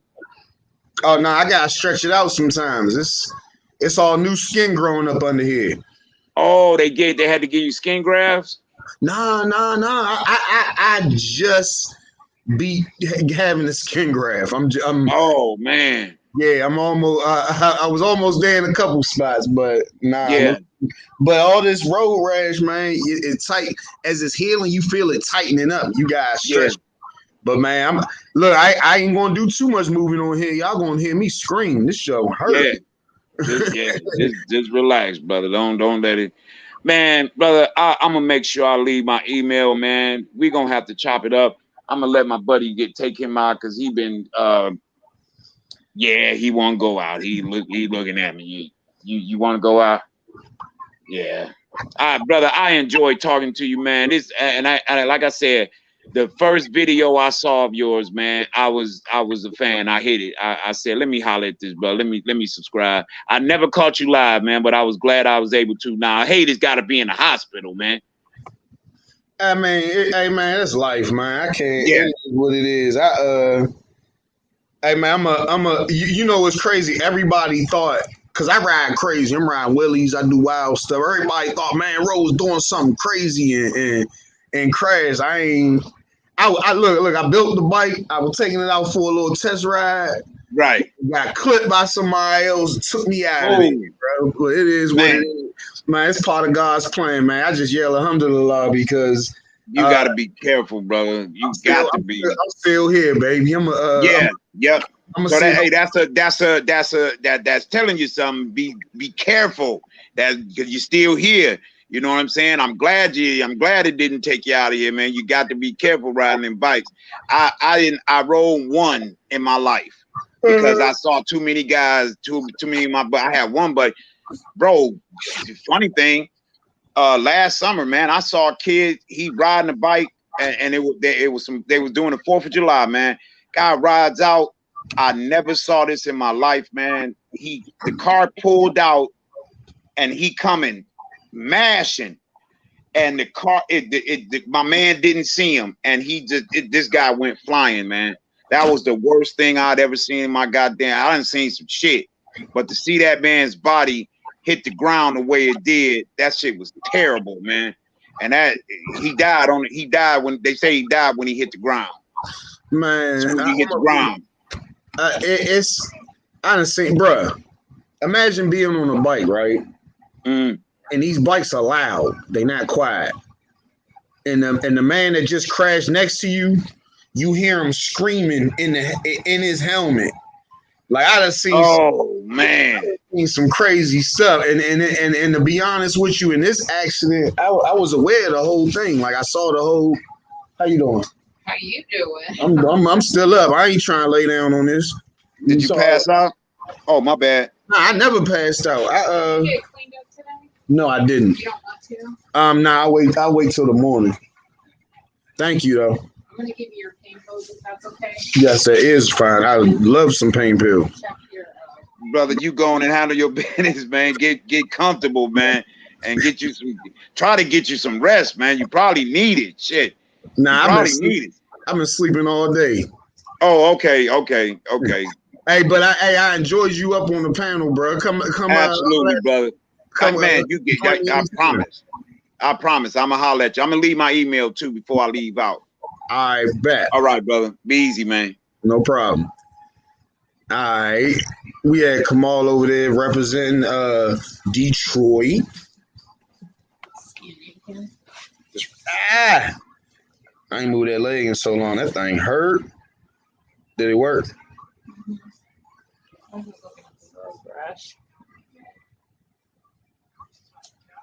I appreciate you explaining that to him because it seemed like no matter what I would say, he just had like one. He had one agenda to just be like it'd be like that sometimes. I like didn't want to mess with it, honestly. And cause you more pain.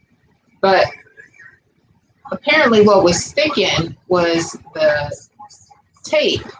Well, he pulled the tape up, and it was fine. Yeah. And then on the lower part, they put it on this part that has scabbed up already, and that's the part that was hurting down here. And I was like, this ain't right because it feel the same way as when they taking the gauze off, and I'm like, that's not muscle pain. You can't just assume that and just want to walk away. Like I didn't call that, and then they tell you. Is that what he said it was? Muscle pain? Yeah, and then they say that y'all not allowed to change them.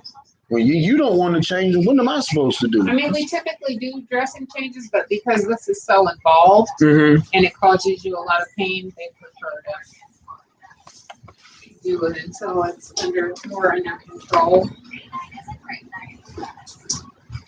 So I have Oxy and Tylenol here for you. Thank you. And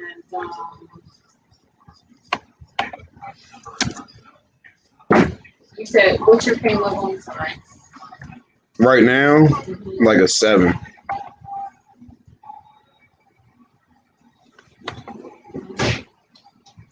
I appreciate y'all joining the panel tonight. 357 had me rolling, bro. I had to ignore your messages so I didn't laugh. Hey, 357. This definitely ain't my first accident. It's terrible. This is the worst. This is definitely the worst damage though.